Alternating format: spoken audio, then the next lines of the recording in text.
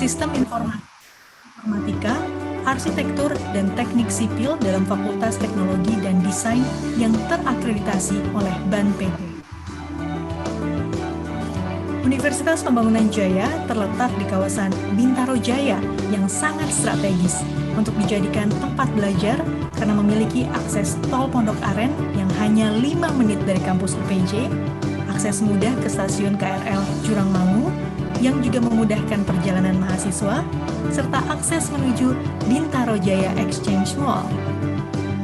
Dengan metode pembelajaran problem-based learning, para mahasiswa didorong untuk memiliki pola pikir yang kreatif dan inovatif.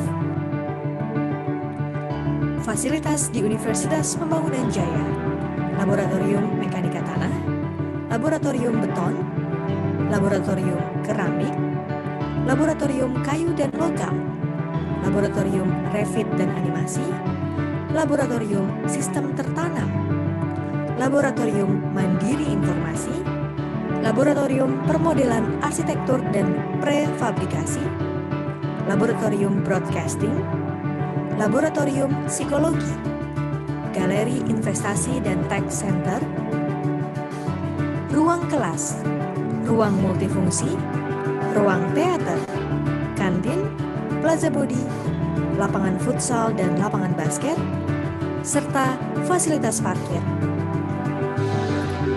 Universitas Pembangunan Jaya adalah perguruan tinggi dengan 3 ciri khas khusus, yaitu pertama, liberal arts, yang berarti menyiapkan lulusan untuk menghadapi perubahan dunia yang semakin cepat berubah. Kedua, sustainable development, berorientasi pada keterpaduan dan keseimbangan pengembangan ilmu pengetahuan dan teknologi, melahirkan manusia yang utuh dan humanis, serta berwawasan lingkungan yang berkelanjutan.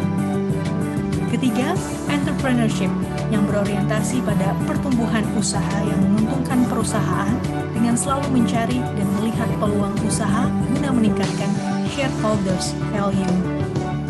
Universitas Pembangunan Jaya juga senantiasa berkolaborasi dengan institusi nasional maupun internasional untuk membangun sinergi dan hubungan yang erat dalam bidang pendidikan dan berbagai bidang lainnya, seperti Humboldt Colleague tahun 2017, International Conference on Urban Sustainability, Management and Engineering pada tahun 2020, dan Into Food Project atau Interdisciplinary Approach Towards Fostering Collaborative Innovation in Food Waste Management tahun 2021. Universitas Pembangunan Jaya rutin mengadakan beberapa event tahunan prodi seperti COFES, Run for Education, Index, Sikap, Archworks, Civil Expo, Forkafest, Pekan Raya Manajemen, dan masih banyak lagi. Dengan nilai-nilai yang dijunjung dalam UPJ, diharapkan dapat menghasilkan lulusan yang kreatif dan inovatif dalam belajar maupun bekerja, unggul dan peduli, profesional dan berkualitas, memiliki integritas dan etos kerja yang tinggi, tangguh dalam menghadapi persaingan global, berwawasan luas, multi-perspektif, memiliki spirit of entrepreneurship, serta peka terhadap perkembangan teknologi, humaniora, ilmu pengetahuan, dan lingkungan hidup.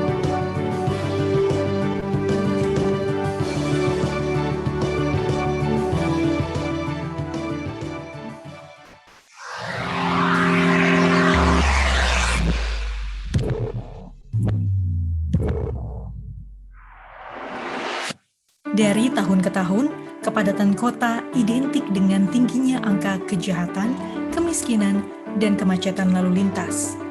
Salah satu upaya untuk dapat mendukung pembangunan kota yang baik adalah dengan membangun sarana dan prasarana pendidikan yang memadai untuk mencetak individu yang berkualitas agar mampu berkontribusi dalam pembangunan. Sebagai pemerakarsa berdirinya Universitas Pembangunan Jaya, Pembangunan Jaya Group memiliki pengalaman lebih dari 50 tahun dan telah berkontribusi untuk bangsa dan negara. Didirikan oleh pengusaha senior yang terkemuka, Dr. Honoris Causa Insinyur Ciputra pada tahun 1961 yang memiliki komitmen panjang untuk meningkatkan kehidupan perkotaan dengan berkontribusi pada bidang properti, manufaktur, konsultan manajemen, konsultan desain, kontraktor, pariwisata dan rekreasi, trading, mechanical dan electrical, serta pendidikan. Pada tahun 2011 didirikanlah Universitas Pembangunan Jaya dengan 2 fakultas dan 10 program studi, yaitu akuntansi, manajemen, ilmu komunikasi, dan psikologi dalam Fakultas Humaniora dan Bisnis, lalu desain komunikasi visual, desain produk, sistem informasi, informatika, arsitektur, dan teknik sipil dalam Fakultas Teknologi dan Desain yang terakreditasi oleh BAN PT. Universitas Pembangunan Jaya terletak di kawasan Bintaro Jaya yang sangat strategis untuk dijadikan tempat belajar karena memiliki akses tol Pondok Aren yang hanya 5 menit dari kampus UPJ, akses mudah ke stasiun KRL Jurangmangu yang juga memudahkan perjalanan mahasiswa, serta akses menuju Bintaro Jaya Exchange Mall. Dengan metode pembelajaran problem-based learning, para mahasiswa didorong untuk memiliki pola pikir yang kreatif dan inovatif.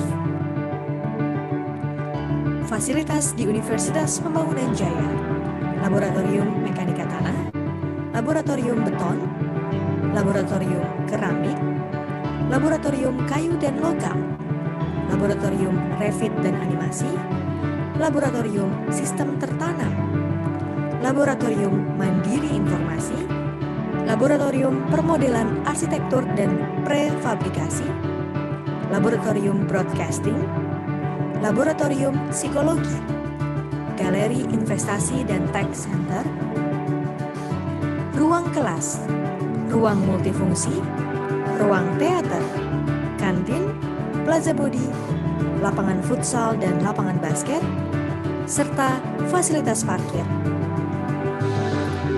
Universitas Pembangunan Jaya adalah perguruan tinggi dengan 3 ciri khas khusus, yaitu pertama, liberal arts, yang berarti menyiapkan lulusan untuk menghadapi perubahan dunia yang semakin cepat berubah.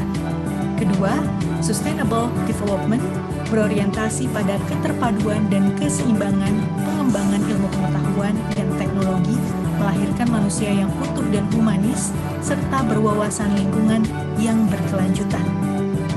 Ketiga, entrepreneurship, yang berorientasi pada pertumbuhan usaha yang menguntungkan perusahaan dengan selalu mencari dan melihat peluang usaha guna meningkatkan shareholders value.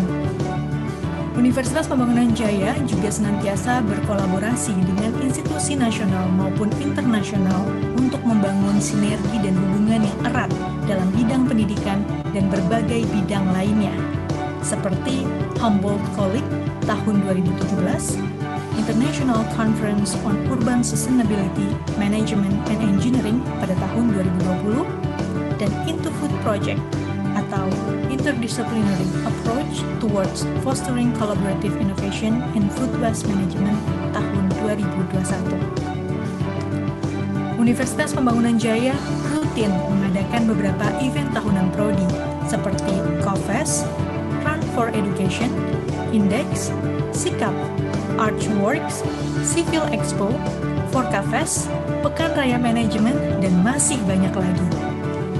Dengan nilai-nilai yang dijunjung dalam UPJ, diharapkan dapat menghasilkan lulusan yang kreatif dan inovatif dalam belajar maupun bekerja, unggul dan peduli, profesional dan berkualitas, memiliki integritas dan etos kerja yang tinggi, tangguh dalam menghadapi persaingan global, berwawasan luas, multi perspektif, memiliki spirit of entrepreneurship, serta peka terhadap perkembangan teknologi, humaniora, ilmu pengetahuan, dan lingkungan hidup.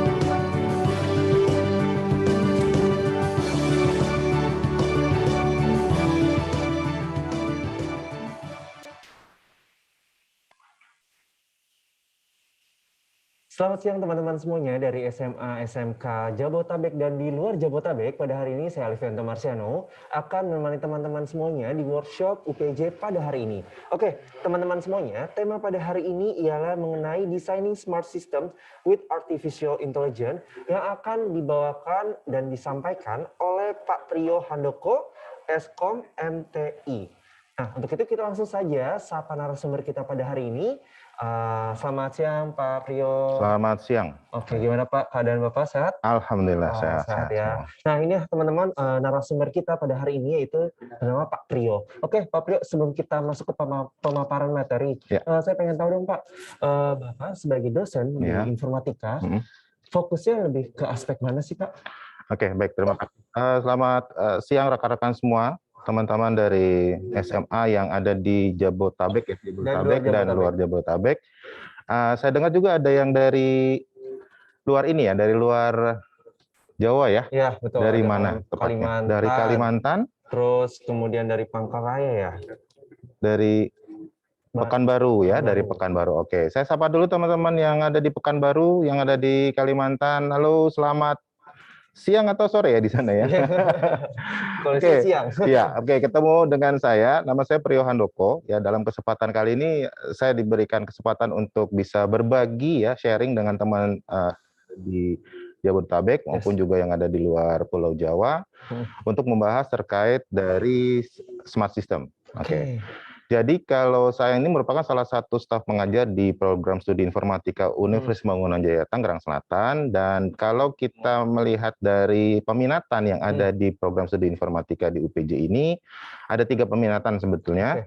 Yang pertama adalah di pemrograman tentunya, karena bidang informatika pasti dekat dengan pemrograman. Kemudian kedua adalah jaringan komputer, ya, dengan semua aplikasi yang ada di dalamnya, dan terakhir adalah artificial intelligence. Dan saya itu lebih fokus kepada artificial intelligence, jadi pengembangan kecerdasan buatan itu.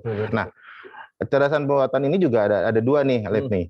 Ada yang sifatnya software dan ada yang sifatnya hardware. Dan saya lebih fokusnya ke hardware-nya, ke pengembangan sistem cerdas di hardware-nya. Betul. Ya. Yang mungkin nantinya hari ini akan disampaikan ya, iya, oleh mudah-mudahan ya. Bagaimana maksudnya secara gambar besar terkait tentang designing smart system with artificial intelligence. Oke, baik Pak Priyo, mungkin langsung saja untuk pemaparan materi, saya persilakan. Baik, terima kasih. Saya akan berbagi layar dulu ya. Oke, baik. Nah, mohon maaf Pak Priyo, jadi mungkin teman-teman nanti jika teman-teman ingin menanyakan terkait pemaparan materi yang sudah disampaikan oleh Pak Priyo, teman-teman bisa langsung chat di kolom chat ya, dan nanti sambil Pak Priyo memberikan materi, teman-teman bisa langsung nanya di kolom chat. Untuk itu saya persilakan. Oke, baik, terima kasih. Baik, kita mulai saja mungkin ya. Baik, ini kita akan mulai. Jadi siang hari ini saya bersyukur sekali karena saya bisa berbagi ilmu sedikit ya dari apa yang saya tahu, karena kita semuanya adalah saling sharing saja untuk menambah pengetahuan. Hari ini saya akan sebetulnya melanjutkan dari webinar yang pernah saya bawakan sebelumnya. Jadi webinar itu juga membahas mengenai sistem cerdas. Ya, hanya saja lebih kepada pengetahuan, wawasan, dan pengenalannya. Nah, sekarang saya akan coba untuk memberikan sedikit pengalaman nih ke teman-teman semua. Bagaimana sih sistem cerdas itu sebetulnya, ya, yang akan dibahas pada hari ini. Dan sistem cerdas yang nantinya kita akan bahas itu berbasis sebuah kecerdasan buatan, di mana nantinya sistem kita akan memiliki satu buah kepintaran yang nanti kita akan berikan melalui pemrograman tentunya, karena kita informatika dekat dengan pemrograman.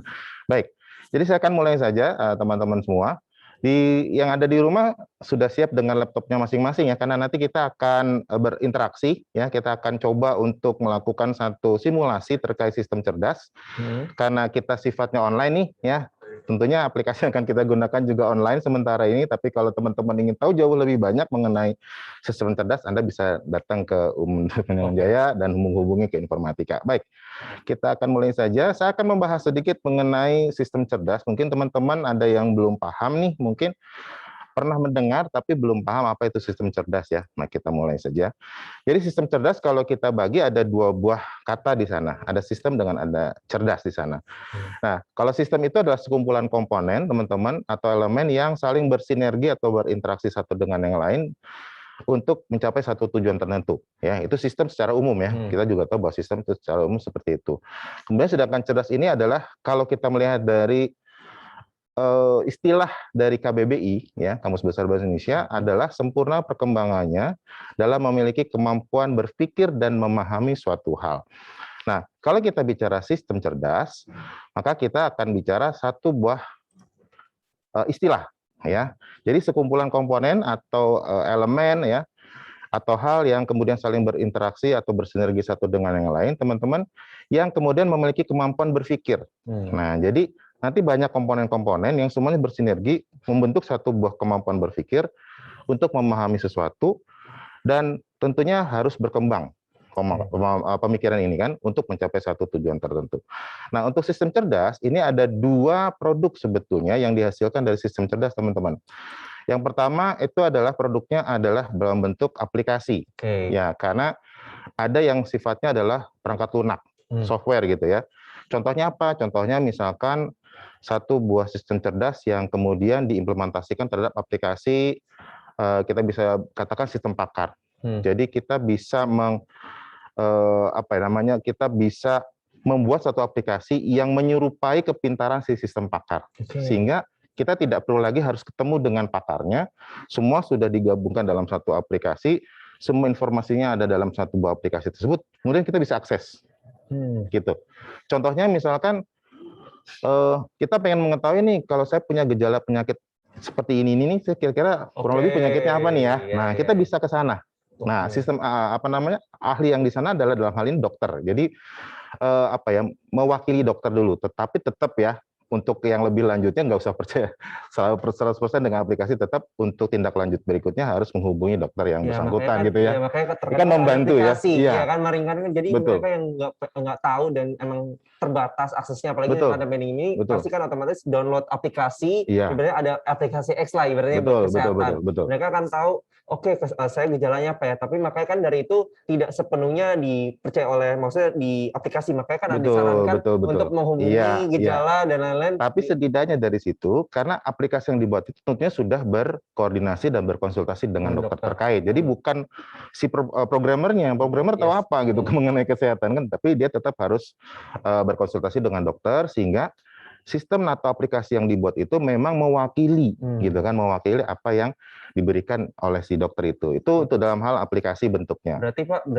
aplikasi itu juga bisa kerjasama dong ya Pak ya. Nah, karena kan otomatis kan di dalam suatu aplikasi itu otomatis dia harus ada produk yang benar-benar meyakinkan konsumennya yang tadinya bisa memberikan statement ataupun edukasi ya, berarti kan harus kerjasama dengan dokter. Betul. Jadi nantinya akan menghasilkan kira-kira kurang lebih menurut diagnosa yang kita masukkan ya secara manual, misalkan kita punya keluhan apa kita masukkan, nanti muncul satu buah hasil, misalkan dari hasil diagnosa atau dari apa yang kita sampaikan itu kurang lebih akan mengarah ke satu penyakit ini misalkan gitu ya. Tapi itu tetap harus ditindaklanjuti ya untuk ke dokter. Yang kedua itu adalah lebih kepada perwarupa. Nah, kalau perwarupa ini lebih kepada perangkat kerasnya. Ya, perangkat keras. Contohnya apa? Misalkan kalau kita bicara sistem cerdas ya, kita bicara sistem cerdas itu misalkan kita kalau di rumah kita masang alarm ya, yang kemudian alarm itu bisa mendeteksi orang luar yang tidak berkepentingan yang masuk ke lingkungan rumah kita, misalkan di halaman gitu ya, dia bisa mendeteksi bahwa ada orang yang masuk seperti itu, ya kan? Nah, sebetulnya itu kan bisa dilakukan oleh security ya. Tapi kan tidak semua orang bisa meng-hire security kan begitu. Tapi dengan demikian kemudian dibuatkan sebuah sistem yang dia mampu mengidentifikasi bahwa ada orang nih yang masuk, bukan kucing gitu ya, bukan binatang yang lain atau bukan objek saja, tapi memang ini bentuknya adalah manusia yang dengan pergerakannya itu bisa disimpulkan bahwa itu adalah manusia yang masuk misalkan di jam 3 malam kan pasti ada aneh kan gitu, dan dia akan memberitahukan itu. Nah, artinya dia punya kepintaran untuk bisa mengenali bahwa ini adalah bukan orang yang berada di dalam rumah atau tidak mengenali bahwa orang ini yang bertempat tinggal di rumah tersebut. Dan itu merupakan sebuah perwarupa atau sebuah produk yang memiliki kecerdasan sama seperti manusia lah. Kalau misalkan kita jam 2 malam atau jam 3 malam nih teman-teman bangun, kemudian ada suara-suara gitu kan, seperti orang membuka pagar, seperti orang meloncati pagar, kan kita melihat dari jendela nih, ya kan? Wah, kita tahu ini bahwa ini orang bukan orang rumah nih, ya kan? Berarti alarm kita kan hidup ya, alarm kita hidup untuk membangun orang yang lain di dalam rumah, dan itu digantikan oleh si sistem tersebut. Perwarupa itu ya? Iya, nah sistem itu kemudian bisa kita gabung nih. Softwarenya ada, aplikasinya, kemudian perwarupanya juga ada. Ya, jadi apa namanya sistemnya mendeteksi ada orang yang tidak berkepentingan atau yang tidak yang bukan pemilik rumah yang masuk, kemudian si aplikasi itu bisa menghubungi pihak berwajib. Sama seperti kita lakukan lah. Kalau misalkan ada orang yang bukan pemilik rumah atau keluarga kita yang masuk ke dalam rumah jam 3 pagi melewati pagar gitu, itu kan otomatis telepon nih ke pihak berwajib atau ke entah itu ke apa keamanan di lingkungan komplek misalkan seperti itu. Nah, itu yang melakukan adalah sistem. Jadi sebetulnya apa yang dilakukan oleh sistem itu apa namanya kemudian menggantikan peran kita sebut. Nah, kemudian nanti bisa ketahuan tuh misalkan di aplikasi orangnya datang jam berapa gitu kan, gerak-geriknya langsung kameranya terdata, terus langsung apa namanya langsung terekam gitu ya, terekam. Kemudian kita bisa lihat dan kita bisa punya bukti dari situ kan. Betul banget Pak, karena zamannya mungkin dari kita mundur ke zaman sebelumnya kita belum ada teknologi seperti itu. Tapi sekarang udah ada teknologi di mana kita pun dari jarak jauh misalkan di luar kota kita bisa ngeliat isi rumah. Karena sebelumnya kita kan pasti CCTV kan. CCTV paling satu TV itu cuma dilihat pada saat di rumah aja. Nah, untuk saat ini kan udah berkembangnya teknologi mengikuti zaman, kemudian adanya salah satu software yang terintegrasi dengan CCTV. Dan akhirnya bisa mereka ya sekarang kan pasti ibu-ibu ataupun ada bayi dikasih CCTV, pengen lihat nih ya. Itu salah satunya kan. Kalau yang dulu itu kan misalkan CCTV menangkap adanya suara yang mencurigakan atau apapun itu kan, mencurigakan, kemudian kan kita hanya bisa tahu tuh. Tapi untuk menghubungi apa namanya kepolisian terdekat itu kan kita sendiri yang melakukan komunikasinya kan, kita telepon seperti itu padahal kita di luar kota. Nah, ini enggak, nantinya si sistem yang memberikan itu nanti sistem melaporkan ke kita. Jadi di sistem itu dia bisa kasih notifikasi nih bahwa ada orang masuk, kita bisa cek. Nah, seperti itulah. Nah, yang menurut saya yang perlu diperhatikan lagi bahwa pengembangan seperti ini tuh masih kurang di Indonesia. Nah, ini jadi satu apa ya, satu celah kesempatan lah ya, opportunity, satu peluang yang bisa teman-teman juga yang ada di luar kota ini juga bisa mengembangkan itu, karena belum banyak yang mengembangkan nih. Kalau programmer mungkin sudah banyak, akan jauh lebih bagus kalau programmer-programmer ini yang berkutat setiap harinya dengan perangkat lunak juga coba deh ngutak-ngatik perangkat keras nih, supaya kemampuan perangkat lunaknya bisa mendukung ini gitu kan, bisa kita gabungkan gitu ya. Oke, nah untuk itu dalam hal ini kita mau saya khususnya mau memberikan gambaran lah kepada teman-teman yang ada di luar sana seperti apa sih sistem cerdas itu sebetulnya. Bagaimana sih kita membangun sebuah sistem cerdas sederhana saja, nggak usah yang rumit dulu ya. Karena kita kan ini baru ketemu nih. Nanti kalau teman-teman pengen tahu yang lebih lengkap, gabung dulu. Berarti kita akan kasih lebih lengkap ya, versi lengkapnya ya. Oke, seperti itu. Baik, untuk bisa membuat atau membangun sebuah sistem cerdas yang sederhana khususnya dulu ya. Pertama ini kita buat yang sederhana dulu. Kita punya beberapa komponen dasar dan perangkat dasar yang biasa digunakan. Ini adalah beberapa perangkat dan komponen dasar yang bisa digunakan. Baik, kita akan menggunakan satu buah pusat pengolahan yang kita gunakan adalah modul Arduino. Modul Arduino itu adalah sebuah mini PC seperti komputer kecil yang kemudian dia bisa melakukan proses pengolahan. Ya, kita berikan input dan bisa melakukan proses pengolahan dan memberikan output. Bedanya, outputnya ini nantinya akan muncul di komponen perangkat keras yang lain.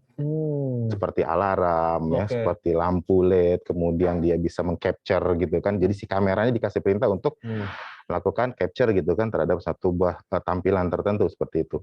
Nah, di sini adalah saya tidak jelaskan semua ya. Kita akan gunakan beberapa untuk outputnya, ada LCD, ya LCD, kemudian ada LED. LED ini adalah lampu kecil, ya, like emitting diode.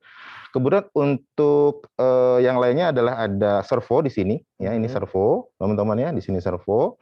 Kemudian untuk penginderanya, ya, jadi kan sebuah sistem itu dia dikatakan cerdas kalau dia bisa mengenali lingkungannya.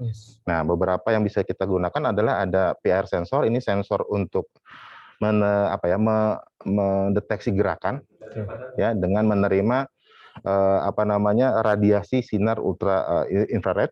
Kemudian ada kita sebut dengan ultrasonik, dia mengeluarkan gelombang suara dan memantulkannya kembali seperti kelawar untuk mendeteksi apakah ada benda atau tidak di depannya. Kemudian ada sensor infrared. Sensor infrared ini sebetulnya sensor untuk mendeteksi obstacle atau halangan yang ada di depannya, dan satu lagi servo. Servo itu kalau di implementasi di luar itu, kalau mungkin Alif pernah jalan-jalan ke satu buah mall, kemudian masuk ke masuk ke dalam gerbang mall itu kemudian ada pintu palang pintu yang terbuka. Yes. Nah, itu dalamnya ada motornya tuh. Oke. Ya, tapi itu menggunakan tegangan di atas 220 volt ya. Nah, kalau ini kita menggunakan yang DC-nya sebagai simulasi ya. Artinya sebelum itu dikembangkan, kita buat dulu prototipe nih supaya orang yang atau klien yang kemudian meminta dikembangkan atau dibuatkan sebuah sistem ini dia bisa tahu gambarnya seperti ini. Nanti baru diimplementasikan di yang sebenarnya. Nah, untuk bisa memulai kita mau mencoba bagaimana membangun sebuah sistem cerdas, kita akan gunakan satu buah aplikasi online untuk simulasinya ya. Untuk simulasinya yang kita gunakan adalah Tinkercad atau Autodesk Tinkercad. Sebetulnya banyak, tapi dari sekian banyak itu saya pikir yang lebih menarik tampilannya adalah ini. Dan ini sudah cukup untuk bisa kita lebih mengenal terkait sistem cerdas ini. Baik. Jadi Tinkercad itu adalah satu buah aplikasi berbasis web free ya. Jadi bisa kita gunakan yang isinya adalah kumpulan dari beberapa tools. Jadi digunakan untuk membuat sesuatu, entah itu kita membuat pemodelan 3D itu bisa, dan termasuk juga adalah membuat sistem cerdas yang akan kita bahas pada siang hari ini. Nah, saya mau menyapa teman-teman yang ada di luar sana, di Jabodetabek ataupun di luar Pulau Jawa untuk bersiap-siap dengan komputer Anda masing-masing ya. Kita akan coba untuk simulasikan bagaimana sistem cerdas itu dikembangkan. Silakan Anda semua masuk ke tinkercad.com. Ya. Ayo teman-teman masuk ke tinkercad.com dan nantinya akan ada simulasi ya. Pelan-pelan nanti akan diberikan informasi kepada Pak Priyo nantinya. Nah, teman-teman bisa langsung buka dulu nih yang menggunakan handphone. Kalian buka dulu laptopnya atau komputer kalian dan masuk ke website tinkercad.com. Oke, tinkercad.com, tinkercad.com. Ya. Nah, nanti Anda akan dimunculkan atau akan disuguhkan tampilan ini di awal. Oke. Teman-teman, untuk bisa menggunakan Tinkercad ini, Anda memang harus melakukan registrasi. Registrasi sangat mudah. Jadi, teman-teman tinggal klik di Join Now saja. Kemudian nanti dia akan menunjukkan join-nya mau menggunakan akun yang mana nih. Akun Google gitu bisa ya? Akun Google, bisa kita bikin sendiri, tapi akan lebih mudah menggunakan akun Gmail saja. Oh, Gmail ya? Gmail, ya, akun Jadi Google. langsung login ya? Ya, langsung ke situ aja ya. Jadi Anda nanti punya akun masing-masing untuk di Tinkercad-nya, sehingga Anda punya punya histori lah ya, Anda pernah membuat apa saja untuk di situnya. Baik, mungkin saya akan sedikit contohkan dulu untuk Tinkercad-nya, oke. Apakah share screen-nya sudah terlihat, teman-teman? Share screen-nya sudah terlihat, teman-teman? Coba kita lihat. Oke ya. Ini sudah. Oke, sudah ya. Baik, jadi kita akan klik di Join Now saja. Nanti kalau klik di Join Now itu akan dimunculkan seperti ini. Oke, kalau sudah seperti ini ya pilihannya adalah create a personal account saja. Nanti akan dimunculkan beberapa pilihan. Menggunakan email pribadi yang di luar Gmail dan di luar Apple misalkan. Atau dengan Gmail saja lebih mudah. Kalau saya gunakan Gmail ya. Kalau saya gunakan Gmail, saya klik sign in with Gmail karena kebetulan saya sudah pernah connect dengan Tinkercad-nya, saya pilih salah satunya. Kemudian maka akan muncul seperti ini hasilnya. Oke, nah sampai sini berarti Anda sudah siap untuk menggunakan si aplikasi simulasi untuk kita mengembangkan si sistem cerdas ini. Oke, silakan dicoba. Saya mohon dicek juga, Alif ya. Mungkin teman-teman yang sudah masuk sampai dengan tahapan ini boleh raise hand atau mengacungkan jempol menggunakan reaction yang ada di Zoom ya, silakan. Teman-teman udah sampai tahap ini belum? Udah masuk website dan udah login? Oke, Irfan sudah. Oke, mantap. Oke, Irfan. Siapa lagi teman-teman? Ayo. Yang udah masuk. Andini. Itu siapa tuh? Caroline ya? Caroline, saya lihat ada Andini juga. Andini udah. Oke, siapa lagi teman-teman yang udah login di home-nya Tinkercad ya? Betul. Nah, siapa lagi teman-teman? Kita tunggu nih karena nanti akan diberikan simulasi ya. Betul, dari sini. Step per step tuh ya. Betul, Biar kalian nggak ketinggalan, makanya Pak Priyo tuh menunggu teman-teman sampai masuk ke home-nya Tinkercad. Gitu. Siapa lagi teman-teman? Ayo, kalian Irfan, apa kalian sudah? Bisa resen ya untuk kasih tahu ke saya juga. Oke, sudah. Kemudian siapa lagi tadi? Udah ada 3 orang tuh ya Pak ya? 4 orang malah. Matthew udah. Oke. Ada 5 orang. Ayo teman-teman, kami masih menunggu nih teman-teman buat kalian biar nggak ketinggalan. Biar sama-sama nih. Soalnya mau bikin aplikasi ya ini. Iya. Oke, Alda sudah. Oke. Jadi kalau kita lihat dari sini sebetulnya nggak sulit ya untuk masuk untuk registrasi ke Tinkercad karena cepat sekali teman-teman, luar biasa. Cheryl udah, oke. Oke. Baik ya, kita tunggu sebentar lagi saja supaya kita semua sama-sama yang penting sudah masuk ke sini dulu ya. Betul. Karena memang tampilannya simpel ya Pak, kan terkadang ada yang website yang bikin kita bingung. Betul. Yang banyak menunya, kemudian ada iklan, tapi ini ada sebetulnya ada kurang lebih 10 ya. Cuman saya pilih dari itu satu-satu yang bisa dipelajari sama-sama ya, tidak terlalu rumit ya, dan simpel, itu adalah ini yang saya lihat. Tapi memang teman-teman saya sampaikan dulu juga bahwa aplikasi ini memang tidak begitu lengkap ya. Tidak begitu lengkap ya. Komponen-komponen dan perangkatnya juga tidak begitu lengkap. Tapi yang mau akan kita bawakan atau kita sama-sama buat hari ini, kita cukup menggunakan apa yang ada di sana. Ya, lebihnya ada di UPJ sebetulnya. Betul banget. Nah, jadi kalau misalnya kalian penasaran nih, pengen dikembangin lagi nih, aduh kayak kurang puas sih, kayaknya pengen yang dikembangin lebih bagus. Kita punya sebuah lab namanya lab sistem tertanam di sana, ya mengacu kepada komputasi cerdas atau sistem cerdas. Di sana semua sudah ada perangkatnya siap. Itu boleh digunakan oleh teman-teman dan malah boleh dipinjamkan oleh teman-teman apabila nanti misalkan mereka tuh mau TA gitu ya, tugas akhir atau skripsi itu mau pinjam boleh ya, silakan digunakan. Kita sudah siapkan itu di lab kita ya, di lab sistem tertanam. Sudah ada ya Pak? Sudah ada. Memang dipersiapkan untuk teman-teman. Apalagi kalaupun kita membuat aplikasi dan memang kita kasih ke vendor, itu lumayan loh ya bisa menjual aplikasi. Justru itu. Makanya saya pengen teman-teman juga tidak hanya berpikir bahwa sementara yang bisa dijual hanya program perangkat lunak gitu. Sebetulnya ada yang bisa kita juga geluti ya, kita bisa tekuni betul-betul, dan itu saya pikir belum banyak gitu orang yang menggeluti itu gitu loh. Apalagi ini teman-teman nih, misalkan ada yang jago programmer, kemudian kita di sisi perangkat kerasnya gitu kan, kita bisa merger, kita bisa gabung gitu kan. Betul, apalagi kan ya sekarang udah ada digital sama perangkat lunak, perangkat kerasnya kita harus benar-benar bisa, emang sejalan kan, sehubungan gitu loh. Oke ya, atau kita mulai saja ya? Kita mulai saja, baik. Kalau sudah seperti ini tampilannya, yang lain-lain nanti kita setting belakangan ya, seperti picture profile itu nanti deh ya. Sekarang Anda klik di sirkuit ya, jadi ada 3D design, di sini ada sirkuit, ada code blocks, ada lesson. Nah, kita ambil yang sirkuitnya saja ya teman-teman.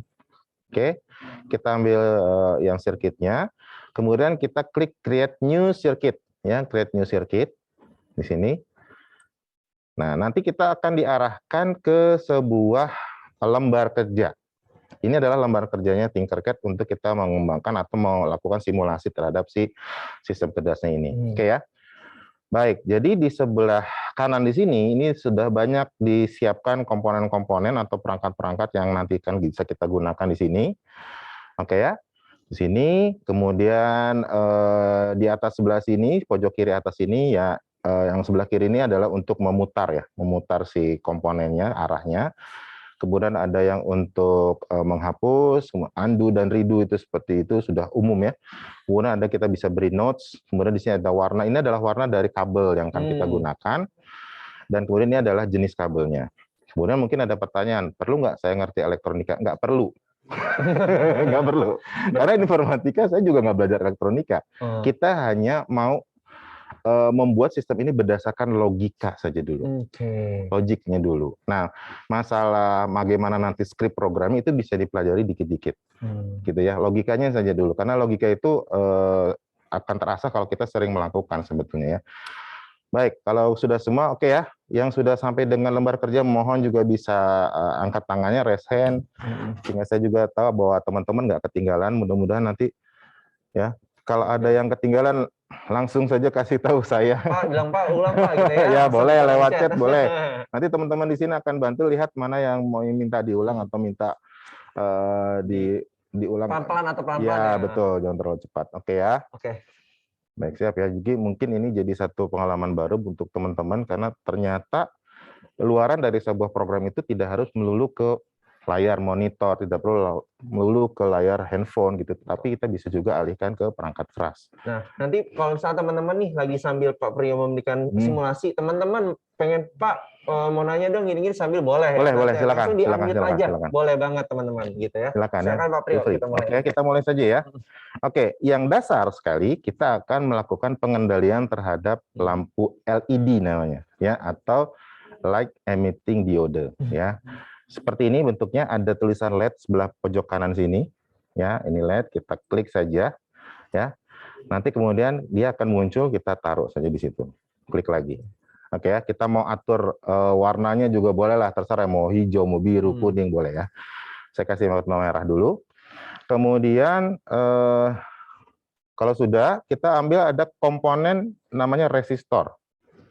Oke, resistor kita taruh di kaki yang agak melengkung, atau kalau di sini informasinya adalah anode. Itu saya perbesar aja ya. Oke, seperti itu. Jadi sini ada kaki anode, itu kaki positif, dan kaki katode itu ada negatif. Oke ya. Apa maksudnya, cari di internet. Pokoknya kita nggak perlu belajar elektronika terlalu dalam ya. Pokoknya kita tahu bahwa ada negatif dengan positif. Oke, kemudian si resistor ini kita sebut dengan resistor. Ini digunanya untuk menahan tegangan listriknya supaya tidak full masuk ke si komponennya, supaya tidak rusak gitu ya teman-teman. Intinya itu aja. Ya gimana buatnya saya nggak tahu, karena saya nggak orang di situ. Ya, suatu itu kemudian berapa besaran dari si resistor ini kita klik saja, nanti akan muncul satu informasi di pojok kanan sini. Kita akan tulis di sini 220 saja. 220. Kemudian kita ganti satuannya dengan ohm di sini. Ya, satuan hambatan. Jadi tegangan yang masuk itu akan tertahan gitu ya. Tertahan ya, supaya si komponen juga tidak cepat rusak atau tidak cepat putus gitu ya. Oke. Kenapa harus 220? Itu pun harus ada apa namanya? Ilmunya sendiri.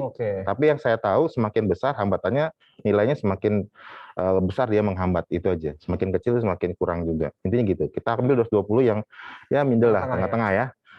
Oke, 220 ohm. Oke. Nah, kita sudah punya ada positifnya sudah terhubung ke resistor ya. Negatifnya nanti. Negatifnya kita akan tarik si pusat pengolahannya. Kita sebut dengan Arduino tadi. Jadi kita lari ke sebelah kanan sini, kemudian kita akan cari ke bawah sampai ketemu Arduino Uno R3. Kita klik saja ya, kemudian kita tarik ke sini. Oke, kita perkecil dulu gambarnya ya. Oke, seperti ini teman-teman. Besar juga ya Pak? Besar ya? Bisa dikecilin itu gambarnya?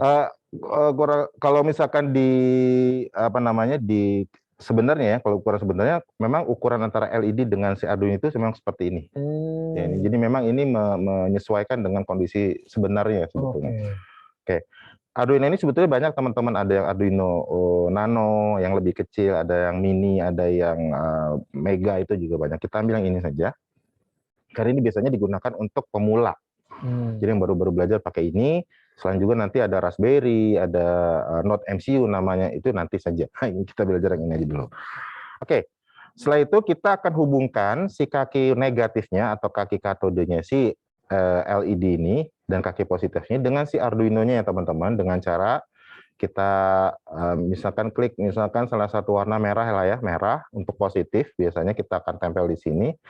Kita akan hubungkan dengan salah satu kaki atau salah satu pin yang ada di dalam Arduino. Nah, pin di dalam Arduino itu ada dua, ada analog dengan digital. Kita pakai yang digital saja, ya, yang berada di sini. Ini adalah semua pin digital. Ya, ini adalah semua pin digital yang ada di sini. Kita akan tarik ini, ya, misalkan ke 8 deh ya. Silakan di 8. Kalau mau lebih rapi tampilannya, kita klik di si kabelnya ini, kita klik sekali lagi, double klik ya, double klik, kemudian ada muncul bulatan merah seperti ini, kita tarik, kita klik, drag, kita luruskan saja. Nanti dia akan memberi tanda kalau dia sudah lurus. Ya, kalau sudah ada garis biru, vertikal dengan horizontal, itu berarti sudah lurus, kita lepas saja, maka jadinya seperti itu. Ya. Oke, kemudian untuk yang kaki negatifnya kita akan pilih, karena tadi kan kita klik kabelnya ini, berarti kita masih menggunakan kabel ini atau poinnya masih di sini ya, poin ininya, si pointernya. Kalau kita klik di luar sini, ya maka lepas. ya, maka kita bisa ubah ke warna yang lain dan kita tarik yang negatifnya itu ke ground atau ke tegangan yang negatifnya. Jadi negatifnya ada, positifnya sudah ada. Oke, jadi itu sebetulnya dasar dari rangkaian elektronik ya. Ada positif, ada negatif. Oke. Baik, ini yang paling sederhana dulu ya teman-teman ya. Oke, kalau ada yang mau bertanya atau minta diulang boleh, silakan. Kalau sudah, silakan seperti biasa present atau Anda bisa menggunakan reaction jempol, artinya Anda sudah selesai. Nah, jadi ini saya untuk pengenalan ya, untuk pengenalan, untuk lebih detailnya silakan datang ke UPJ. Oh, udah banyak juga nih. Oke, luar biasa ya. Baik, ini sudah saya lihat sudah ada. Oke ya. Kita lanjutkan ya. Kalau sudah semua kita lanjutkan. Saya scroll up, scroll down itu untuk memperbesar dan memperkecil tampilan. Ya, karena berikutnya kita akan tuliskan program untuk mengendalikan si LED ini. Ya, kita kendalikan si LED ini. Jadi untuk menuliskan programnya di bagian atas ini ada tulisan code ya, ada opsi code. Kita klik, teman-teman. Nanti kemudian di sini ada banyak pilihan di bawahnya. Ada scroll down di sini ya, ada drop down menu, ada blocks, ada block plus text, ada teks. Kita pakai yang teks. Oke, saya ulang ya, teman-teman ya. Jadi klik code, kemudian klik drop down menunya di sini, kemudian Anda pilih teks. Oke saja, continue. Maka ini adalah tampilan dari IDE-nya atau Integrated Development Environment. Jadi ini untuk menuliskannya. Oke, kalau sudah, ini mungkin saya geser ke sana ya, supaya terlihat semua. Oke, kalau sudah, kita lanjutkan. Nah, pertama kali yang akan kita lakukan adalah kita akan memperkenalkan dulu nih, di dalam Arduino-nya kita menggunakan pin yang mana, supaya si pengolahan juga tahu nih, bahwa saya mengendalikan si pin keberapa gitu ya, supaya jelas, kan? Kita kenalkan dulu bahwa ada komponen LED yang kita tambahkan ke dalam Arduino. Caranya adalah dengan mengetikkan INT, ya. Kita akan beri nama misalkan INT LED pin, ya, LED pin seperti itu. Dia ada di pin ke-8. Titik koma jangan sampai lupa. Nah, teman-teman tuh, LED pin P-nya gede ya, teman-teman ya. Iya. Itu mengaruh nggak, Pak? Gini, sebetulnya kalau mau huruf kecil semua pun boleh, nggak masalah. Boleh. Tapi kalau kita sudah tentukan semua menggunakan huruf kecil atau kita mencampur antara huruf kecil dengan huruf besar, maka seterusnya harus pakai itu. Oke. Gitu loh. Jadi sama seperti kalau untuk menandai bahwa kita mau ketemu seseorang pakai topi kuning, ya, maka sebelum ketemu topi kuningnya jangan dilepas, gitu. Oke. Gitu ya, jangan dilepas, nanti orang nggak kenal lagi kan gitu. Nah, ini hanya untuk apa ya, sebagai mewakili dari kaki atau pin yang digunakan untuk mengendalikan si LED tadi. Oke, kita gunakan LED pin, boleh LED-nya kecil, P-nya besar, atau P-nya kecil, boleh lah ya. Kita gunakan huruf kecil saja semua ya, biar nggak bingung. Oke, kita sudah beritahu bahwa pin yang digunakan adalah pin 8, ya, digital, yang ada di sini. Oke, kemudian kalau sudah, kita masuk ke bagian void setup. Oke, bagian void setup di sini, pin mode. Kita akan tulis di sini, formatnya itu adalah, pin mode itu adalah mode dari pinnya ya. Mode dari pin mana? Pin yang kita kenalkan barusan, yaitu si LED pin. LED pin ini modenya adalah sebagai sebuah output. Jadi nanti dia yang akan kita kendalikan sebagai keluarannya. Jadi biasanya keluarannya di layar monitor, sekarang keluarannya di LED. Ya, di komponen LED. Oke, sampai situ cukup. Ya, baik. Ini bisa mengikuti yang di sana ya. Kita langsung hand on nih, jadi bukan workshop hanya teori saja, tapi kita langsung praktek nih, kita langsung praktek. Baik, oke tuh. Ade sudah oke, sudah kasih jempol, luar biasa. Ya, yang lain juga ya, pelan-pelan saja. Ikuti saja. INT LED pin di atas void setup. Oke, pin mode LED pin sebagai output. Oke. Kemudian kita akan set dulu berikutnya, masih di void setup, kita akan set dulu bahwa si LED ini dalam keadaan padam dulu di awal. Nah, karena kita menggunakan sebuah pin digital, maka kita tuliskan digital write. Si LED pin-nya itu dalam keadaan mati atau low. Low itu mewakili nilai 0. Kalau high mewakili nilai 1. Ibaratnya kalau lampu dimatikan kan 0 ya. Gitu. Kalau dihidupkan 1. Nah, kita gunakan adalah low dengan high. Jadi low itu kondisi awal pin itu adalah mati. Ya, sampai sini cukup. Oke, kemudian kita pindah ke bagian void loop. Oke, kita masuk ke bagian void loop. Kita akan membuat si LED ini berkedip, teman-teman. Ya, kita akan membuat si pin-nya ini atau si LED-nya ini berkedip. Caranya adalah untuk yang pertama kita tuh kan kondisi awal dari LED-nya mati nih. Nah, sekarang kita akan hidupkan dulu, nanti kita matikan, gitu ya. Jadi digital write kita tuliskan di sini LED pin-nya adalah high, hidup. Selama berapa? Delay-nya 1000. 1000 ini adalah 1000 milisecond atau 1 detik. Jadi 1 detik hidup. Oke. Kemudian setelah 1 detik hidup, si LED pin ini kita akan matikan juga selama 1 detik. Jadi hidup 1 detik, mati 1 detik. Hidup 1 detik, mati 1 detik gitu loh. Ya, seperti itu. Kalau sudah sampai sini baru bisa kita coba ya mengsimulasikan bagaimana hasilnya ketika program ini kita download atau kita suntikan ke dalam chip yang ada di sini. Ya, tentunya dengan menggunakan kabel data dan yang terhubung ke laptop atau terhubung ke PC atau terhubung ke notebook kita. Oke, saya tunggu sudah oke, kita simulasikan, silakan. Ya, teman-teman raise hand atau tanda jempol jika teman-teman sudah sesuai dengan Pak Priyo nih di depan. Oke, sudah jempol. Wah, Matthew sudah nih, Matthew sudah. Oke, yang lain Kusno. Wow, ini banyak ya. Oke, kemudian Cheryl juga oke. Wah, luar biasa ya, Irfan ya. Baik, kalau sudah kita akan simulasikan saja. Di sebelah tombol kode ada start simulation. Ya, apabila ada kesalahan penulisan, dia akan memberitahukan di mana lokasi salahnya. Oke, tapi kalau sudah tidak ada, kita akan lihat hasilnya ke LED yang tadi kita sudah atur ya, kita kontrol atau kita kendalikan. Kita klik start simulation. Nah, kita lihat lampu LED-nya itu per 1 detik dia akan hidup dan 1 detik akan mati. Anda lihat di sini. 9 mati, 10 hidup, 11 mati, 12 hidup dan jadi ini kita mengontrol ini. Jadi LED-nya mati ya dan hidup lagi. Oke. Kalau misalkan Anda mau mempercepat kedipannya atau berkedipnya ini, kita stop simulation dulu. Kita ganti delay-nya dengan nilai yang lebih kecil, misalkan 500.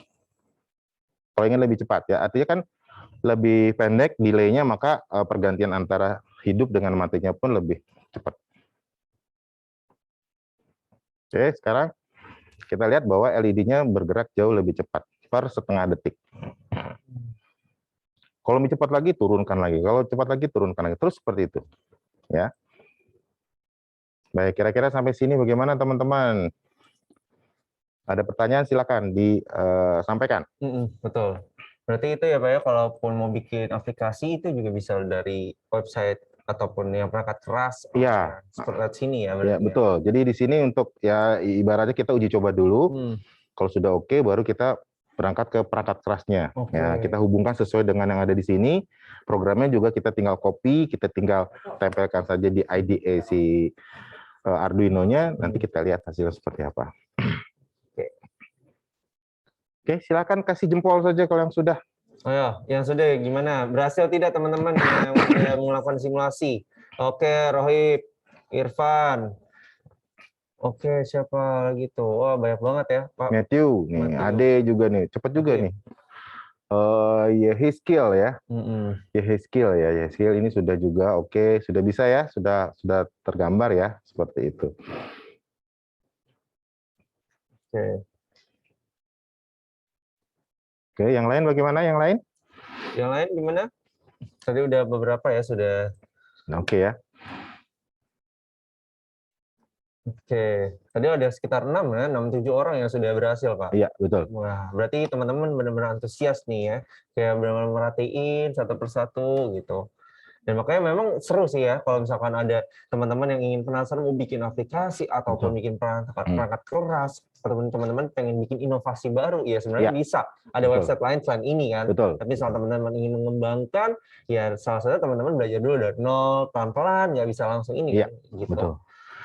Nah, Oke, ini karena ini baru perkenalan ya, ya kita buat sesuatu yang sederhana saja dulu. Nah, tapi sambil nunggu yang lain, saya jelaskan bahwa apa yang kita buat ini belum ada kecerdasannya, Alif. Oke. Ini sifatnya kita baru sistem kendali. Sistem kendali. Ya, jadi sistem kendali. Karena apa? Karena dia tidak tidak mendeteksi lingkungan sekitar. Ya. Nah, kalau untuk supaya dia bisa mendeteksi lingkungan di sekitarnya, maka kita perlu tambahkan satu buah kemampuan dia bisa memahami lingkungan. Nah, sebagai panca inderanya atau sebagai inderanya, bukan panca indera, tapi sebagai inderanya. Kalau kita kan ada telinga, ada mata, ada hidung gitu kan, untuk mendeteksi lingkungan yang ada di sekitar kita. Nah, kalau untuk sistem ini atau yang akan kita buat ini, kita akan gunakan si inderanya itu adalah sensor. Nah, sensor itu kan banyak ya, ada sensor tekanan, ada sensor berat, ada sensor asap, ya gas, ya. Kemudian ada sensor untuk mendeteksi benda, kemudian ada sensor untuk mendeteksi gerakan dan lain-lain. Itu banyak sekali, ya. Nah, sekarang kita akan lanjutkan ya teman-teman ya. Mudah-mudahan ini masih bisa mengikuti yang ada di sana. Ya, kalau misalkan agak tertinggal, mohon dikabarkan saja, dikasih tahu ke saya, supaya saya juga bisa mengulang. Baik ya, kalau sudah kita stop dulu simulasinya. Nah, biarkan saja LED-nya demikian. Oke. Nah, sekarang kita klik saja di bagian si lembar kerjanya supaya si code-nya itu agak bergeser. Kita akan baru mulai membuat sebuah sistem dengan kemampuan mendeteksi. Oke, kita membuat mendeteksi. Di awal ini, kita akan menggunakan sebuah sensor yang disebut dengan sensor pasif infrared atau PIR sensor. Oke, PIR sensor itu bentuknya seperti kubah nih, ya. Ini PIR sensor ini. Oke, ada kubahnya di sini. Kita klik saja, kita tarik ke sini. Oke ya. Nah, seperti ini. LED-nya kita biarkan sebagai penanda saja, indikator, ya, bahwa betul-betul dia mendeteksi sesuatu. Oke. PIR sensor ini dia mendeteksi perubahan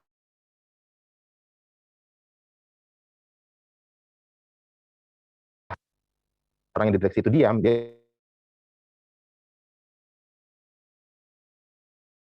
tidak akan bisa mendeteksi. Tapi ketika orang itu bergerak sedikit saja, maka itu akan menimbulkan pergerakan radiasi, perubahan radiasi infrared, maka dia akan mendeteksi. Nah, hasil deteksinya nanti teman-teman, kita akan pakai LED sebagai indikatornya. Oke. Nah, kalau kita perhatikan, di dalam sensor ini ada 3 buah kaki, ada signal, ya, ada power, itu adalah tegangan positif, dan satu lagi adalah ground, ini tegangan negatif. Baik. Nah, sekarang kita akan hubungkan kaki-kaki tersebut ke dalam Arduino. Nah, tentunya pastikan bahwa simulasinya sudah di-stop ya teman-teman. Ya, jadi bagi yang masih mengaktifkan simulasinya dimatikan dulu saja, ya, stop dulu supaya kita bisa melakukan perubahan terhadap rangkaian yang kita buat ini. Oke. Baik ya, kita mulai ya. Oke, kita mulai. Pertama kita akan hubungkan saja untuk kabel signalnya dulu saja. Saya gunakan warna biru lah ya. Saya gunakan warna biru, saya klik di sana, saya klik di sini. Saya klik lagi di sini, saya klik di sini, saya hubungkan dengan kaki ke-6 digital. Coba Pak di zoom mungkin teman-teman. Oke, ya kaki 5 nih. Kaki 5 berarti ya. Kaki 5, jadi kita hubungkan dari signal di sini, kita hubungkan ke kaki 5 yang ada di sini. Oke ya, jadi nanti datanya mengalir lewat sini. Oke. Kemudian untuk negatif positifnya, umumnya kita menggunakan warna hitam, yaitu ground. Kita klik di sini, kita pakai ground yang ada di bawah sini. Masuk ke ground. Ground ya. Ground ini. Oke, jadi dari kaki yang ada di sini, ground di sini, kita hubungkan ke ground yang ada di sini. Oke ya, jadi seperti ini. Kemudian untuk positifnya kita akan kasih warna merah. Umumnya memang positif itu merah. Ya, kita klik, kita masukkan ke yang 5 volt, teman-teman. Oke, jadi yang merahnya ke 5 volt, dan yang untuk di perangkatnya atau di komponennya adalah di kaki tengah, nih power ya. Nah, jadi seperti ini. Oke. Oke, nah siapa teman-teman? Ini ada step lagi Pak? Apa sudah nih? Lagi ada step? Sudah. Nah, siapa teman-teman yang udah sama dengan Pak Priyo nih? Ayo. Oke, silakan. Raise hand atau tanda jempol. Ayo. Pelan-pelan saja. Pelan-pelan saja. Oke, Ayo, siapa? Rajib 3 sudah. orang. Ya. Oke. Siapa lagi teman-teman? Oke, Matthew, Irfan, sudah. Siapa lagi? Oke. Ada ya, oke, udah. Ada juga sudah. Tadi Kusnul Caroline sudah. Oh, banyak juga ya yang sudah ya? Banyak. Oke, cepat Pak. berarti. Jadi gampang kan ya? Kita mau ngoperasikan ini sangat mudah. Oke, Dan tampilannya pun menarik menurut saya ya. Jadi nyaman juga kita pada saat membuat programnya gitu nantinya. Oke, kita lanjutkan ke step berikutnya ya. Baik, siap-siap. Kita klik code lagi. Oke, kita tadi sudah mengenalkan si pin untuk LED-nya. Nah, sekarang kita akan kenalkan pin untuk si PAR sensornya ini. Jadi dengan cara yang sama, ya kita ketikkan saja INT misalkan PIR, gitu ya, PIR pin lah ya. Jadi kita tahu bahwa itu adalah pinnya untuk si PIR yang tadi kita hubungkan ke kaki 5 digital. Oke, kaki 5 digital di situ kita simpan ya. Nah, karena dia ini sifatnya sebagai indera itu kan dia menangkap berarti ya, teman-teman. Indera itu menangkap telinga mata kita kan menangkap gambar, telinga kita menangkap suara. Berarti PIR ini adalah sebuah perangkat untuk input bagi si Arduino-nya. Oleh karena itu, di sisi void setup-nya saya perbesar, oke. Di sisi void setup-nya di sini, terlalu besar mungkin. Kita klik, kita ketikkan pin mode atau mode dari pin dari si PIR pinnya ini adalah sebagai input. Ya, jadi PIR pinnya sebagai input, LED-nya sebagai output-nya.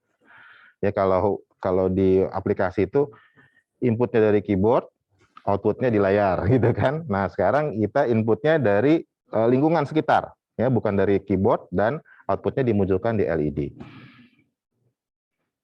Baik, sudah ya? Oke, sedikit demi sedikit, ya, pelan-pelan. Kalau sudah, kita akan ke void loop-nya. Oke, kita akan menuju ke void loop di sini. Kita akan menyimpan hasil pembacaan si PIR sensor ini ya. Jadi kita tuliskan saja int nilai atau nilai ya, nilai saja, artinya nilai pembacaan atau nilai PIR saja ya, nilai underscore PIR. Oke, nilai underscore PIR kita tuliskan di situ. Jadi untuk skemanya tadi sudah selesai ya. Cukup begitu aja, kita akan beralih ke programnya. INT nilai PIR ini merupakan sebuah pembacaan digital yang kebetulan dia membacanya dihubungkan dengan pin pembacaan dihubungkan dengan pin digital dan dia sebagai input, berarti dia adalah read. Read dari mana? Dari si PIR pinnya tadi. Oke, seperti itu. Jadi nilai PIR ini diambil dari hasil pembacaan yang dilakukan secara digital oleh si PIR atau sensor PIR ini. Yang secara digital oleh sensor PIR. Oke, kalau sudah, kita akan kasih kemampuan untuk menimbang.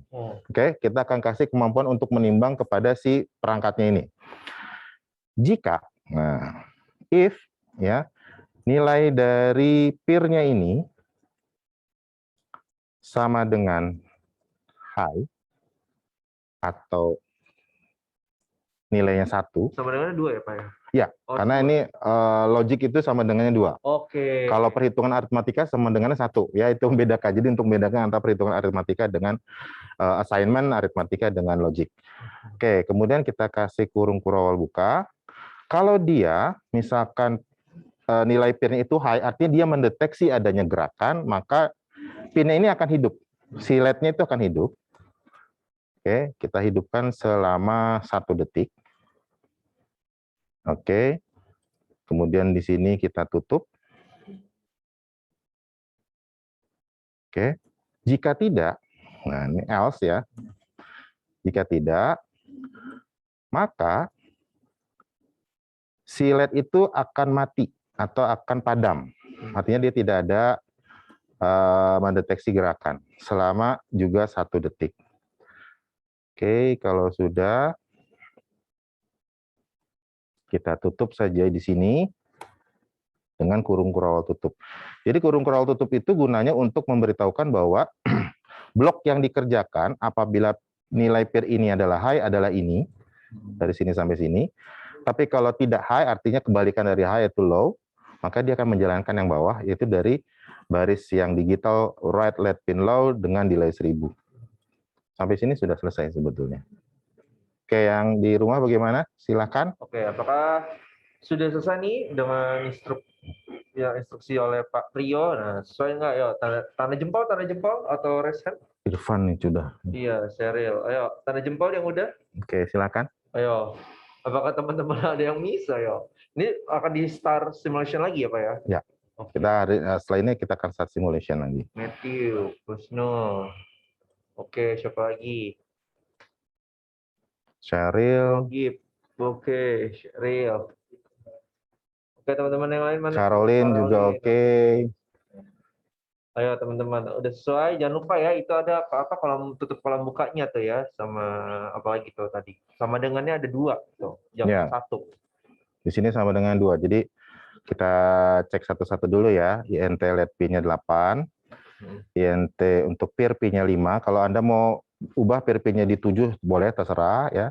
5. Kemudian void setup-nya pin mode untuk LED pin-nya sebagai output karena dia sebagai indikator pendeteksiannya. Kemudian PIR pin-nya itu sebagai input karena dia adalah indera untuk mendeteksi gerakan. Kemudian diawali dengan digital write-nya LED pin-nya low ya, berarti kondisi LED-nya dalam keadaan mati dulu. Kemudian kita tangkap atau kita simpan dulu nilai pembacaan secara digital dari si PIR-nya. Jadi nilai PIR, nilai underscore PIR sama dengan, karena ini kan pembacaan nilai yang mengambil nilai itu artinya di assignment sama dengan digital read PIR pin, gitu ya teman-teman. Kemudian kita cek, jika nilai PIR pin-nya itu tinggi atau ada gerakan atau ada pendeteksian, maka si LED pin-nya itu atau pin-nya akan menyala selama 1 detik. Ya, digital white LED pin high itu selama 1 detik. Kemudian apabila tidak, berarti kan kalau tidak high ya low gitu saja. Jadi logikanya gitu. Pilihan nilainya itu kan hanya 2, 0 dengan 1. Kalau tidak 1 berarti 0. Berarti kalau tidak high else, maka si LED pin-nya akan mati dan selama 1 detik. Oke. Sudah ya, sudah selesai semua. Kita coba untuk disimulasikan teman-teman. Kita coba disimulasikan untuk program kita yang kedua ini. Gimana, sudah oke? Kalau sudah oke, mau langsung coba silakan. Tapi kalau misalkan ada kesalahan, ya ada ternyata ada satu buah penulisan yang salah, Anda bingung di mana letak kesalahannya, silakan Anda tanyakan ke saya melalui chat boleh, atau mau open mic juga boleh, silakan. Oke, saya cek dulu.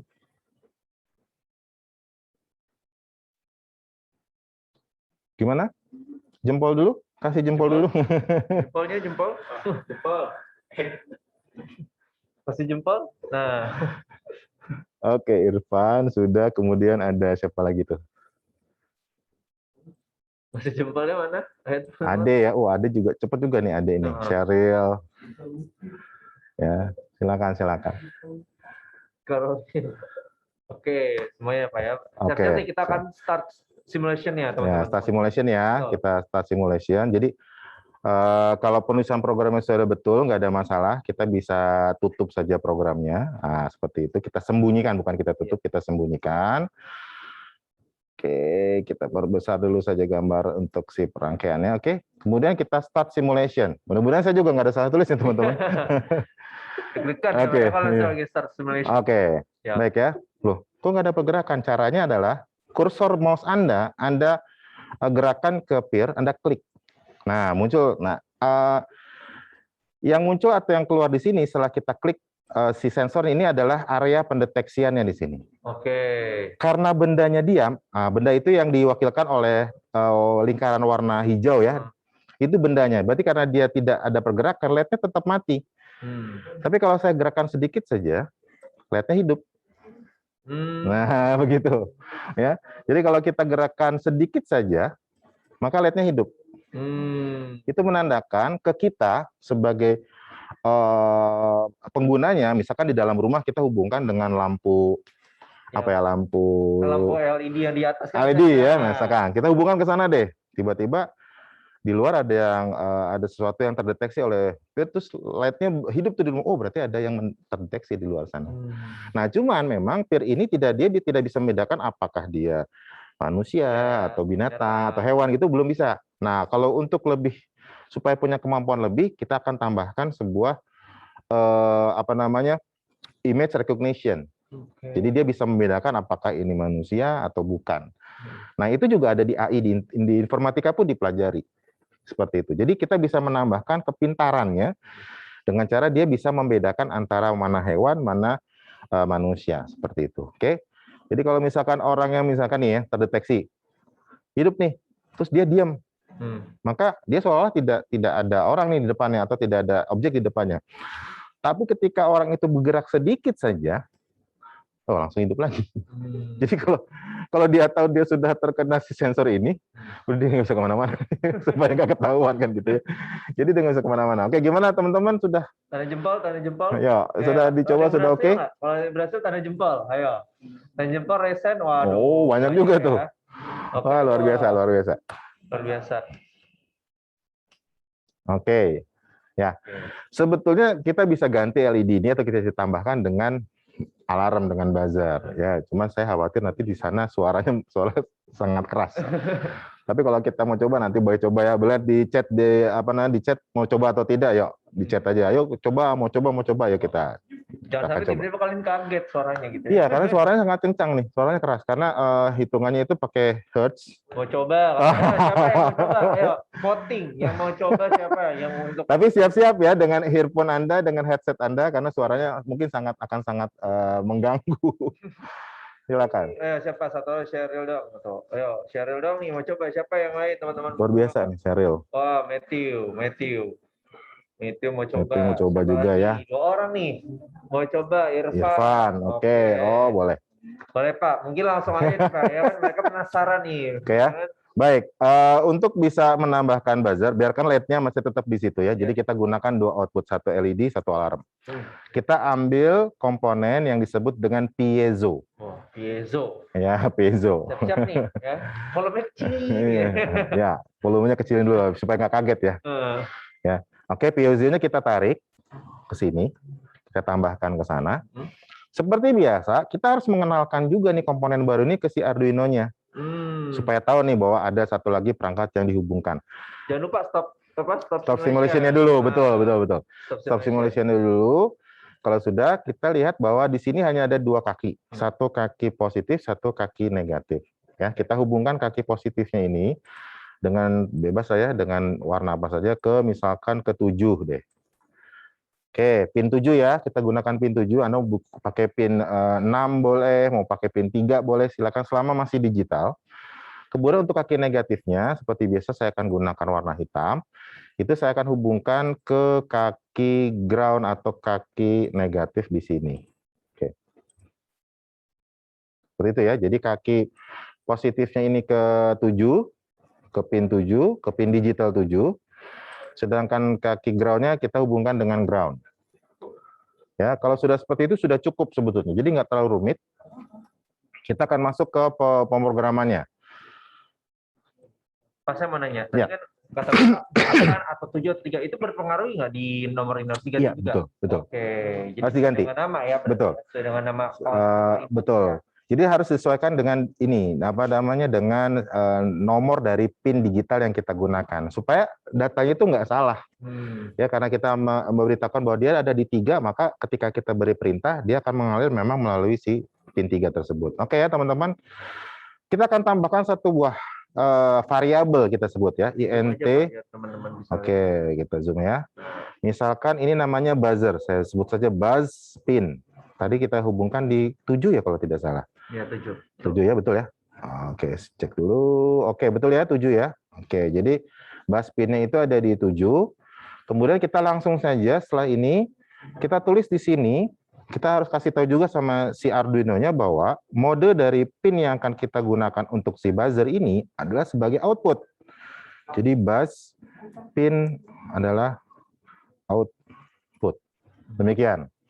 Kasih tahu dulu ya, supaya tahu, supaya nggak salah nih, bahwa kita perangkat ini punya satu buah perangkat input yaitu sensor PIR, dan 2 perangkat atau komponen untuk output yaitu si LED dengan si buzzer atau si piezo ini. Kalau sudah, kita tinggal tambahkan dia di bagian sini. Di void loop. Void loop itu artinya adalah sebuah blok program yang akan diulang-ulang terus. Namanya juga loop ya, looping itu pengulangan terus. Kapan berhentinya nanti kalau kita matikan simulasinya baru berhenti dia loopingnya. Oke, berarti kita akan tuliskan di sini karena dia adalah sebuah komponen yang dihubungkan dengan digital, ya dengan pin digital, maka kita akan tulis juga dengan digital write. Ya, digital write, buzz. Oh, sorry. Caranya agak berbeda, teman-teman. Kita kasih perintahnya adalah tone. Nada dari siapa? Dari si buzz pin tadi.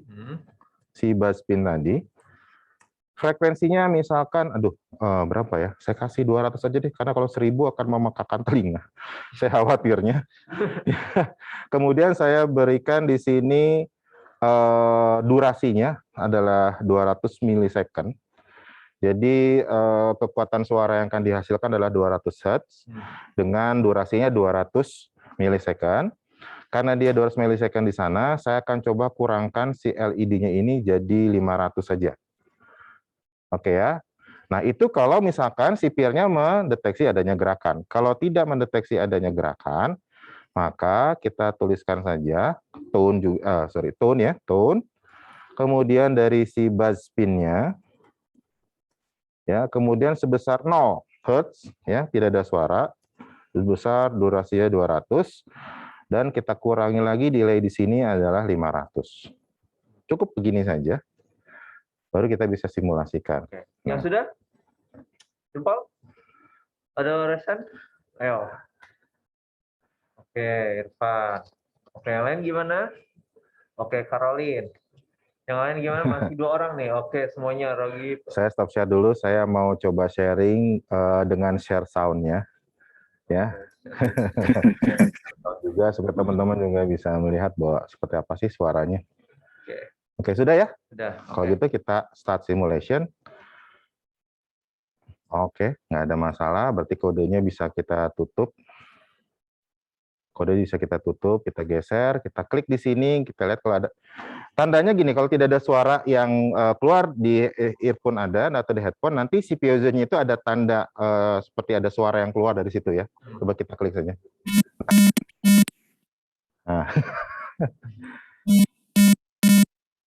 nah itu suaranya. Nah, jadi artinya kalau ini adalah alarm yang kita pasang dalam rumah, jadi ketika si PIR sensor ini mendeteksi adanya pergerakan, maka alarmnya bunyi. Ya. Gitu. Kalau alarmnya segitu mungkin orang nggak ngeh. Oke, kita tambahkan ya, kita stop simulation-nya dulu.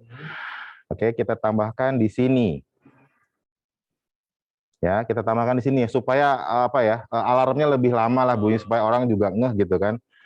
Kita ketik for INTI sama dengan 1, ya, titik koma, kemudian I lebih kecil sama dengan 10, berarti dia akan ngulang 10 kali bunyinya, di mana I-nya itu akan nambah, counternya itu nambah 1-1. Oke, nah ya gitu aja. Situ, kemudian ini kita akan tutup dengan kurung kurawal tutup di sini. Oke, tuh. Coba teman-teman, ya ingat tuh, yang tambahan lagi itu dari mana Pak? Di zoom aja Pak. Oke, dari sini ya, ini tambahannya nih. Jadi sekarang yang di bawah ketika nilai PIR-nya itu high, teman-teman, itu saya tambahkan ini jadinya. For INTI itu adalah, jadi untuk nilai I counternya dari 1 sampai 10, dia akan ngulang. Ulang sampai 10 kali. Kalau sudah 10 kali baru dia berhenti. Oke, saya nunggu jempolnya juga ya untuk apa namanya list program yang ini, yang tambahan untuk pengulangan 10 kali ini. Ya. Silakan. Ayo, jangan lupa ya, di itu ada tutup, bukan tutup ya. Nogip sudah. Ya. Kemudian ada Irfan juga Irfan. sudah. Teman-teman yang lain mana? Ayo, tanda jempolnya, tanda jempol. Tanda jempol. Atau resen boleh. Boleh resen ya. Oke, silakan. Kalau ada yang masih kesulitan atau tertinggal, silakan di kolom chat ya. kolom chat ditulis saja. Pak, pelan-pelan Pak, misalkan bagian ininya belum. Karolin udah, berarti udah 5 orang Pak yang udah. Oh, sudah ya? Oke, sekarang kita coba saja kita jalankan. Ya, kita tutup dulu programnya. Kemudian start simulation. Nanti karena ada pengulangan for tadi 10 kali, maka dia akan bunyinya akan lebih lama.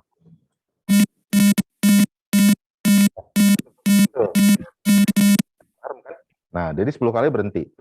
Kalau mau lama sekali, tambahkan saja. Ya, si 10-nya ganti 100, 10-nya ganti 50, di for tadi 10-nya ganti 70. Itu akan sangat lama sekali ya. Jadi kalau ada bergerak.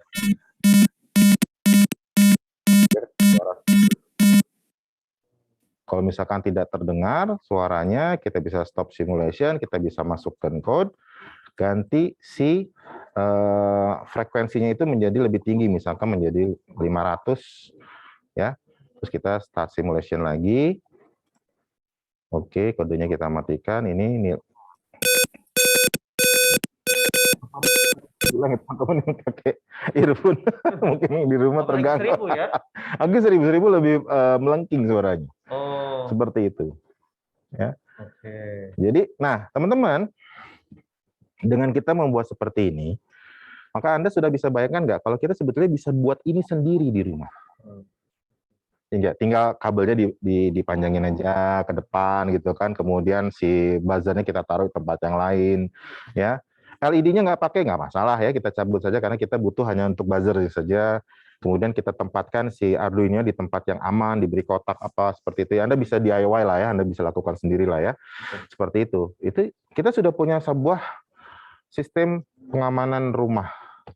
Nah, kalau dihitung nilainya, ini nggak lebih dari 100.000 teman-teman. Iya. Iya. Oke. Itu berapa tuh Pak kira-kira? Bocoran loh buat teman-teman semuanya nih. Karena Nggak lebih dari 100.000. sekarang mahal-mahal ya. Ya, jadi coba Anda cek di marketplace, silakan aja Anda cek Arduino Uno itu berapa harganya. Buzzer itu satunya sekitar 2.500. 2.500.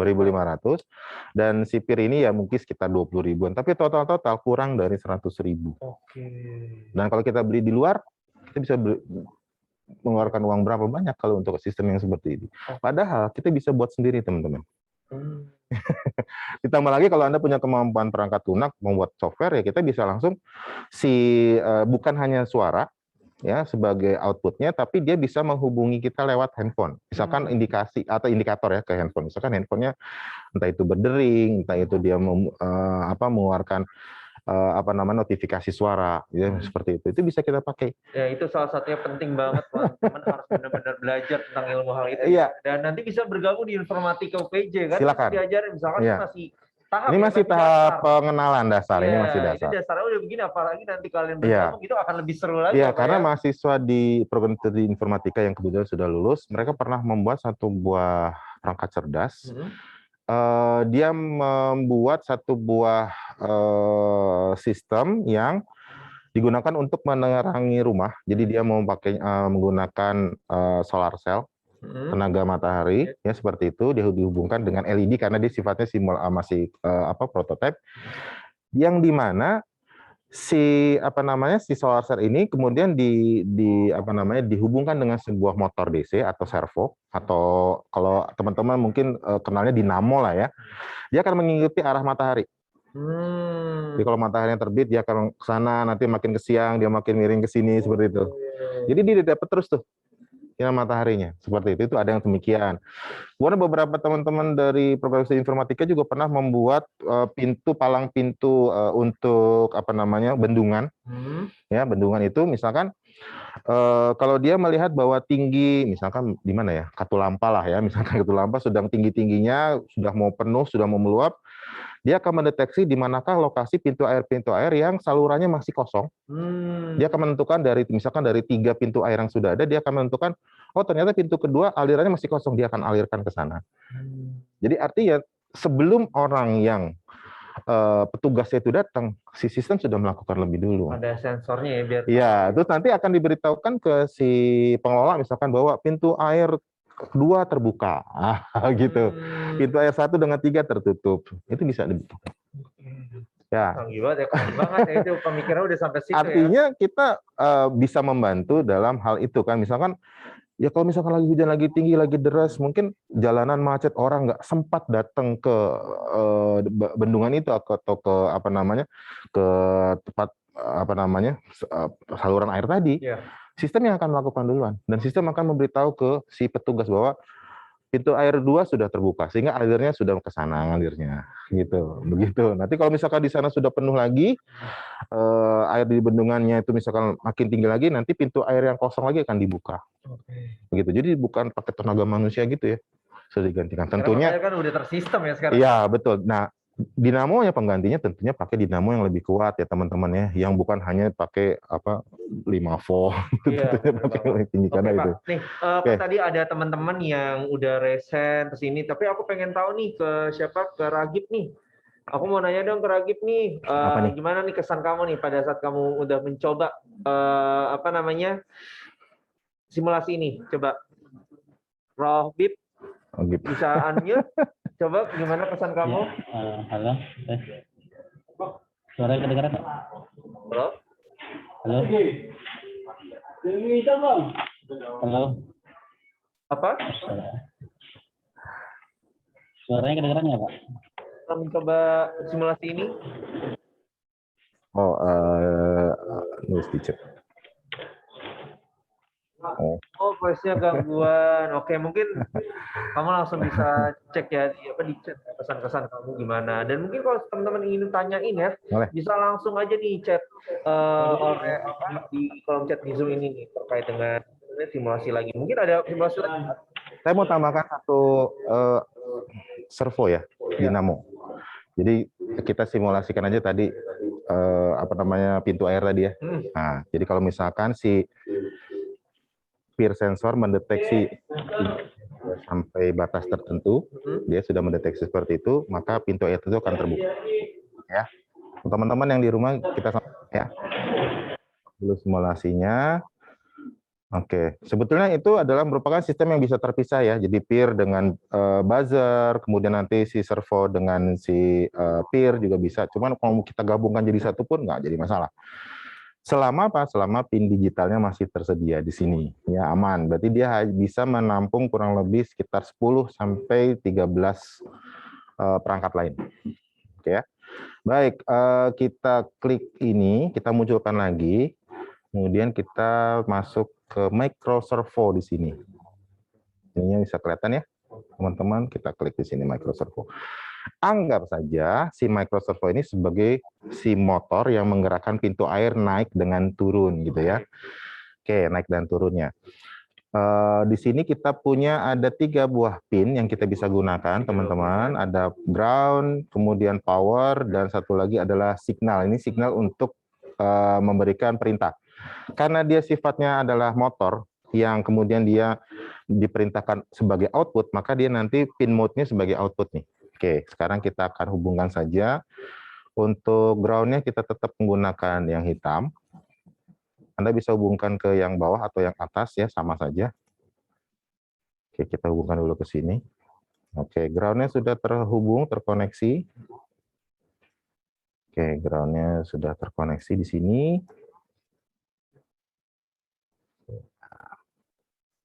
Baik, ground-nya sudah terkoneksi. Sekarang tinggal positifnya ya. Positifnya kita gunakan warna merah juga nggak masalah. Oke, teman-teman di rumah sepertinya sudah mulai terbiasa nih, ya mudah ya menggunakannya. Simple Pak soalnya. Simple. Lebih seru lagi kalau memang kita betul-betul pegang perangkatnya. Itu lebih seru lagi. Ada ya di depan mata kelihatan realnya ya. Ini kan simulasi. Tapi ini sudah cukup untuk mewakilkan kondisi sebenarnya sebetulnya. Ini sudah cukup. Oke.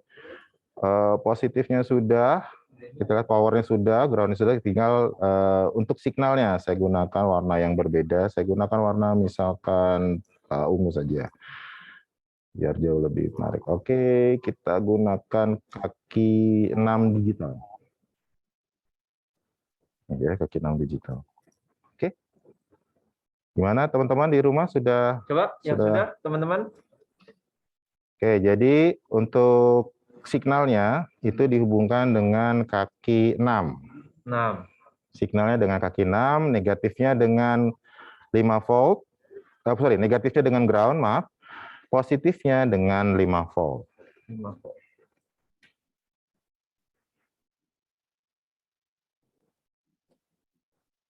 Oke, habis itu akan diganti lagi ya di kodenya, di kode. Oke, kalau sudah seperti ini jempol seperti biasa supaya bisa masuk ke kodenya, codingnya. Siapa yang udah? Ayo teman-teman. Oke. Irfan, Seril. Seril luar biasa, cepat sekali Seril. Caroline juga ya. Wah, nih. Yang lain cuma nggak mau kasih tahu aja kali ya. Bisa. Matthew, Seril, ada Matthew, Seril, Irfan, ya, Caroline, Matthew, nah, luar biasa. Oke, kalau sudah, kita akan munculkan lagi kodenya, biarkan dulu tertutup ya perangkatnya, biarkan saja dulu. Nah, kita akan kenalkan kembali seperti biasa, ya, si servonya. Nah, untuk servonya agak berbeda teman-teman, ya. Di sisi sini, di atas ini kita tuliskan include servo.h.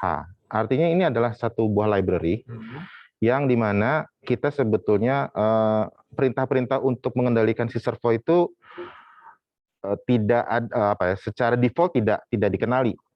Nah, perintah itu ada di library servo.h. Jadi dengan kita menuliskan library include servo.h itu artinya kita mengenalkan semua instruksi-instruksi yang terkait dengan pengendalian si servo ini ke si IDE-nya. Jadi kita bisa menggunakan perintah-perintah yang berkenaan dengan ini, dengan servo. Kalau sudah, kita klik servo, kita kasih nama servoku. Jadi servo yang kita gunakan tadi, itu kita beri nama servoku. Oke, cara untuk menentukan PIN-nya pun berbeda. Ya, kalau sudah seperti ini, kita tulis include, ya pakai tanda pagar ya, tanda pagar, include, kemudian kurung siku buka dan tutup, tengahnya ada servo.h dan S-nya besar, ya. Persis seperti ini karena dia adalah dia penulisannya harus betul, tepat, sesuai, jangan jadi tidak bisa kita gunakan huruf kecil kalau memang dia ditentukan huruf besar. Ya, kemudian kalau sudah kita masuk ke void setup-nya, kita akan beritahukan bahwa si servoku ini itu terhubung, attach ke kaki berapa tadi ya? Kaki pin 6. Ya, pin 6. Jadi servoku ini terhubung di kaki pin 6, sorry. Ya. Outputnya udah. Oke ya. Baik. Kalau sudah seperti ini, kita enter, kita akan kasih tahu bahwa nilai awalnya untuk si servo ini, itu misalkan taruh lagi nih. Kalau kita lihat ya, tunggu sebentar, saya akan balik ke sini. Nah, taruhlah begini. Kalau si lengan yang panjang ini menunjukkan ke 0, itu artinya pintunya terbuka. Tapi kalau yang lengan ini ke samping, itu artinya nutup ya. Jadi kalau kita bisa bayangkan ada satu tuas yang mengikat si terhubung ke pintu airnya. Kalau misalkan si tuasnya ini mengangkat, berarti pintunya terbuka. Kita mainan menghayal aja dulu ya. Oke, ya supaya bisa tergambar dulu nih, karena logikanya begitu ya. Jadi kalau seperti ini tuasnya berarti dia nutup, tapi kalau tuasnya naik ke atas berarti si pintu airnya terbuka. Oke, berarti kondisi awal dia lagi nutup. Kalau lagi nutup itu, maka kondisi awal ini adalah si servoku ini itu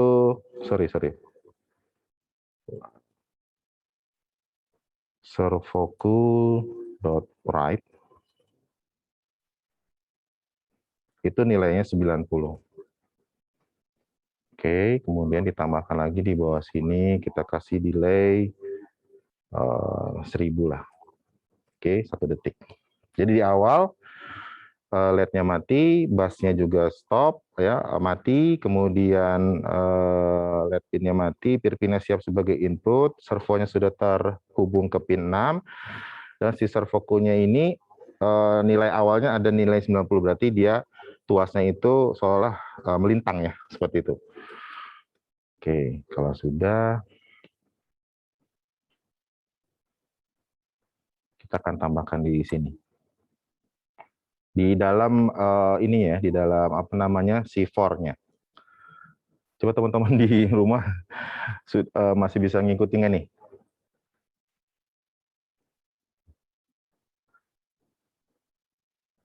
Oke, tambahin lagi ya berarti ya. Ya, berarti di sini kita tulis servoku dot write, kemudian dia 0. Jadi kalau terdeteksi air, maka pintu airnya kebuka, LED-nya hidup, buzzernya hidup. Oke, semuanya ya. Semuanya hidup. Ya, jadi semuanya hidup. Ya. Nah, ini kita tahan selama kurang lebih misalkan delay-nya 500 juga deh. Tapi kalau misalkan pengen lebih lama, berarti kita tambahkan delay-nya. Oke, kemudian si servoku ini kita copy saja ya ke bawah. Kalau misalkan tidak mendeteksi, berarti dia kembali ke posisi semula. Oke, teman-teman bagaimana? Masih bisa mengikuti? Ayo gimana teman-teman? Udah sesuai dengan Pak Priyo? Ayo, teman-teman jempol yang sudah angkat tangan. Oke, tanda jempol. Irfan, Rafif, siapa lagi tuh? Irfan sudah. Ade Kita termasuk cepat nih. Sheryl ada tuh. Ya, cepat juga nih. Matthew. Ya. Jadi, Oke. Sipa Jolin, oke. Mantap. Oke. Nah, kalau sudah, kita tutup dulu kodenya supaya bisa terlihat lebih jelas ya. Oke, mungkin sedikit saya ubah di sini, saya kasih 3000 deh ya teman-teman, supaya kayak kelihatan bahwa dia itu posisi si tuasnya tadi melintang selama 3 detik, baru nanti kita akan lihat apa namanya ketika kita apa namanya skenarikan bahwa misalkan terdeteksi air oleh si peer sensor, dia akan membuka gitu kan ya. Selama 500 detik ini berarti dia akan muter selama 10 kali, berarti 5 detik. 5 detik ya, kurang lebih lah ya, kita buat logikanya seperti itu. Baik, kita tutup kodenya. Sudah semua ya, oke tadi ya. Kita start simulasi, mudah-mudahan saya nggak salah tulis nih. Oke, nah Anda perhatikan situasinya itu ke nilai 90 tuh. Berarti dia sedang nutup nih, teman-teman ya, yang di rumah sedang nutup. Sekarang kita ibaratkan bukan banjir sih, jangan banjir, hujan deras. Hujan deras, kemudian airnya meluap, kemudian dia terdeteksi oleh si peer. Dia membuka tuh pintu airnya ngalir tuh. Ya, ngalir, nanti setelah 10 kali hitungan, dia tidak mendeteksi adanya air, dia nutup lagi. Seperti itu. Nah, sebetulnya kalau mau ditambah lebih kompleks sih bisa. Jadi dia angkat ya, bukan hanya 10 kali hitungan, tapi dia terus membaca kan air itu kan pasti gerak gini ya. Oke, dia membaca terus. Jadi selama airnya itu terdeteksi oleh peer, maka pintu airnya akan selalu terbuka. Sampai dengan jarak tertentu si peer sudah tidak bisa mendeteksi itu, maka pintu airnya akan kembali menutup. Oke, kita coba lagi. Gitu ya.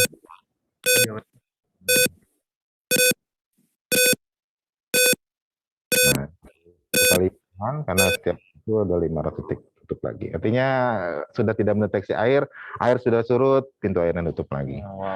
Oke. Sebetulnya kalau mau diteruskan menarik sekali ya. Iya, menarik Pak, karena banyak banget komponen-komponen betul. Bisa digabungkan jadi satu. Oke. Nah, mungkin aku pengen tahu nih dari Sheryl. Coba dong, aku mau dengar suara kamu nih.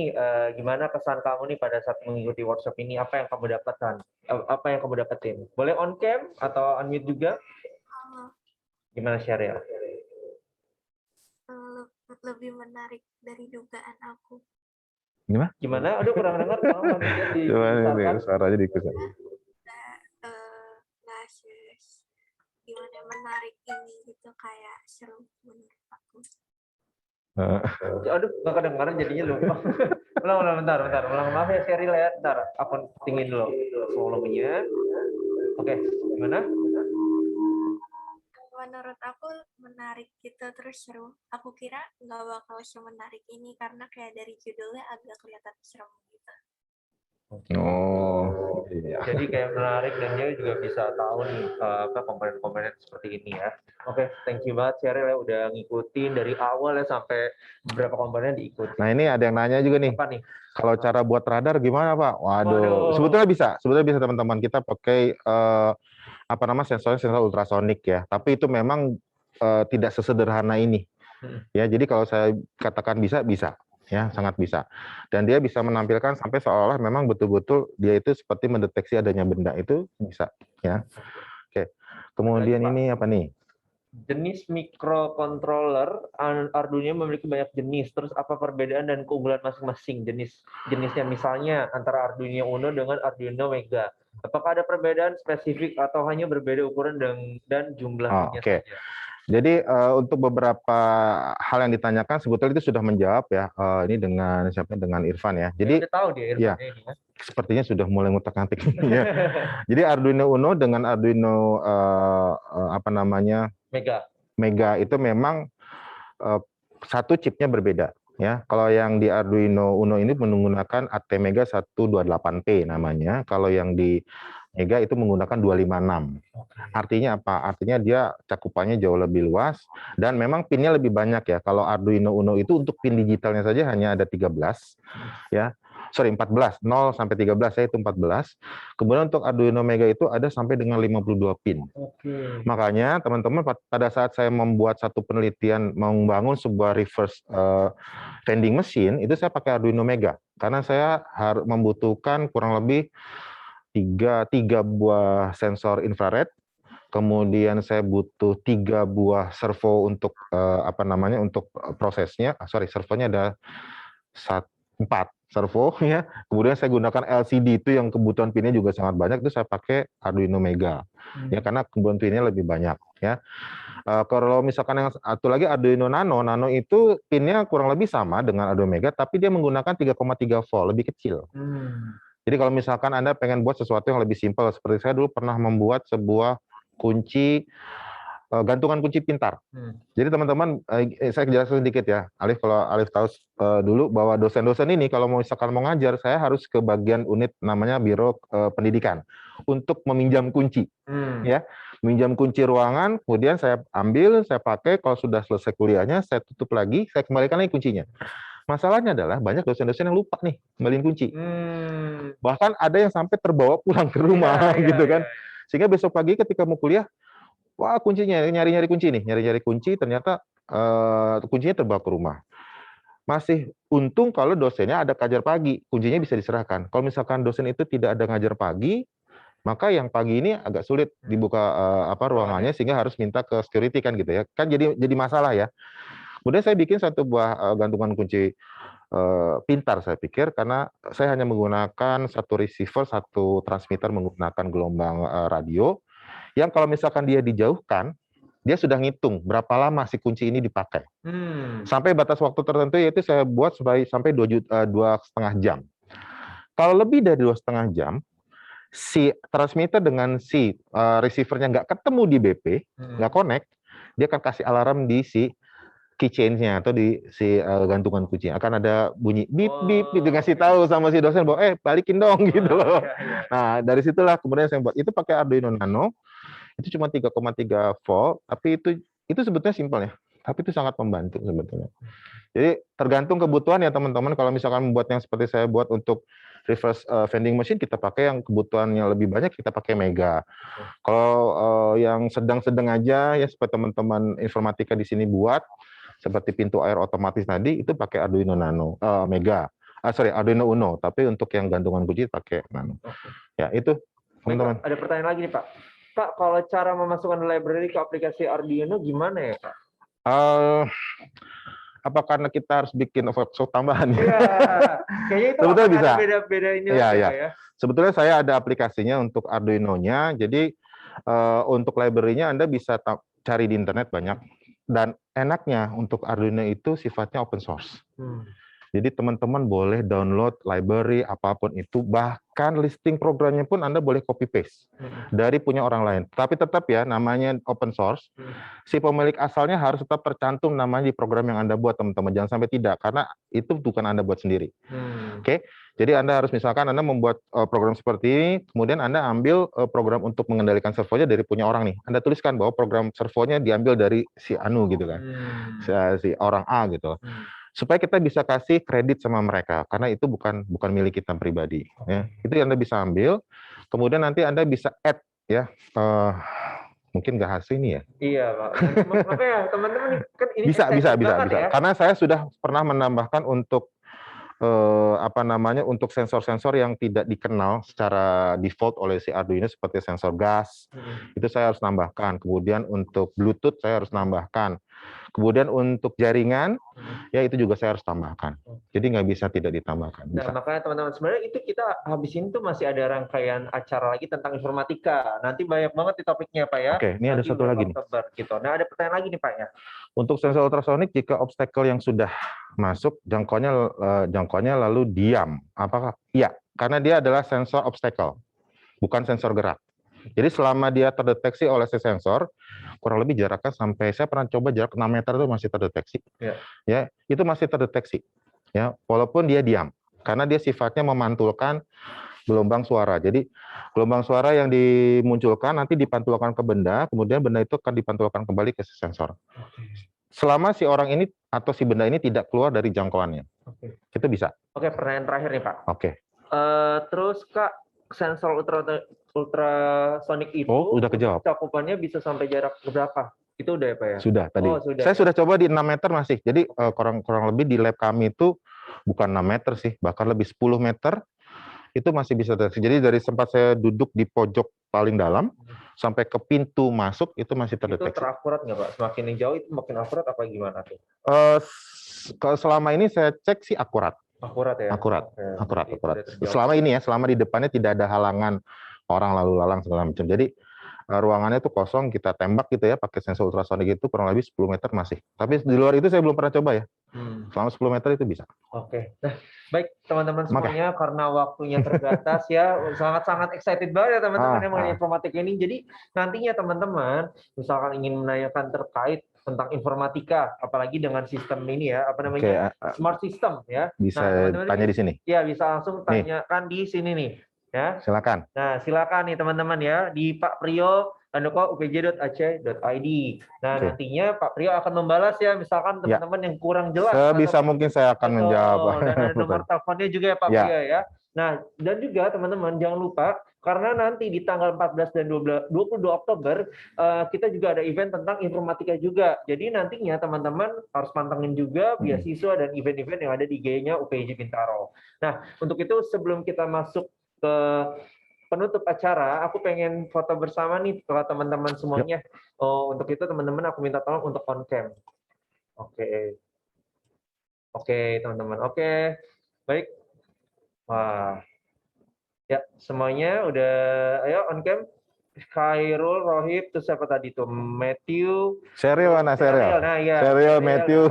Saya pengen lihat aja. Nah, ayo. Luar biasa. Irfan, nah ingat nih jadi saya.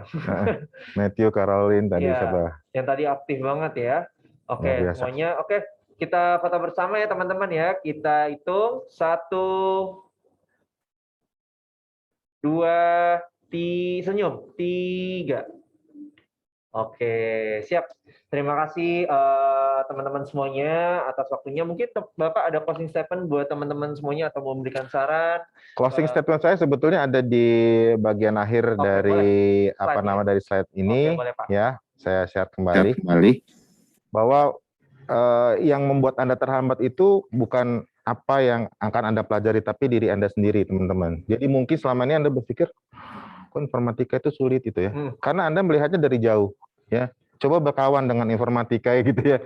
Jadi lakukan pendekatan dengan informatika, ya, bisa jadi sebetulnya informatika tidak seperti yang Anda bayangkan. Jadi yang menghambat itu adalah diri Anda sendiri. Jadi jangan takut untuk mencoba sesuatu, apalagi sesuatu yang baru. Kalau memang itu sudah passion Anda, lakukan. Jangan menunda-nunda, karena bisa jadi kesempatan itu hilang. Itu aja. Makasih. Terima kasih Pak Prio. Baik teman-teman, Oke. karena waktunya sudah habis, maka aku Alifianto Marsiano undur diri, dan terima kasih untuk Pak Prio atas Sama-sama. pemaparan materi. Semoga nantinya teman-teman bisa menerapkan ya apa yang sudah disampaikan oleh Pak Prio, terus kembangkan aplikasi ataupun software perangkat lunak kalian. Dan jika teman-teman penasaran ya terkait informatika ya dengan uniknya informatik OPJ, teman-teman bisa bergabung di Universitas Pembangunan Jaya dan nanti akan ketemu oleh Pak Prio. Siap. Gitu. Oke, baik teman-teman semuanya, aku Alifianto Marsiano undur diri dari Lab Ilmu Komunikasi Universitas Pembangunan Jaya. Sampai jumpa di event berikutnya. Sampai jumpa teman-teman, sehat selalu. Terima kasih. Bye-bye. Thank you banget. Dadah.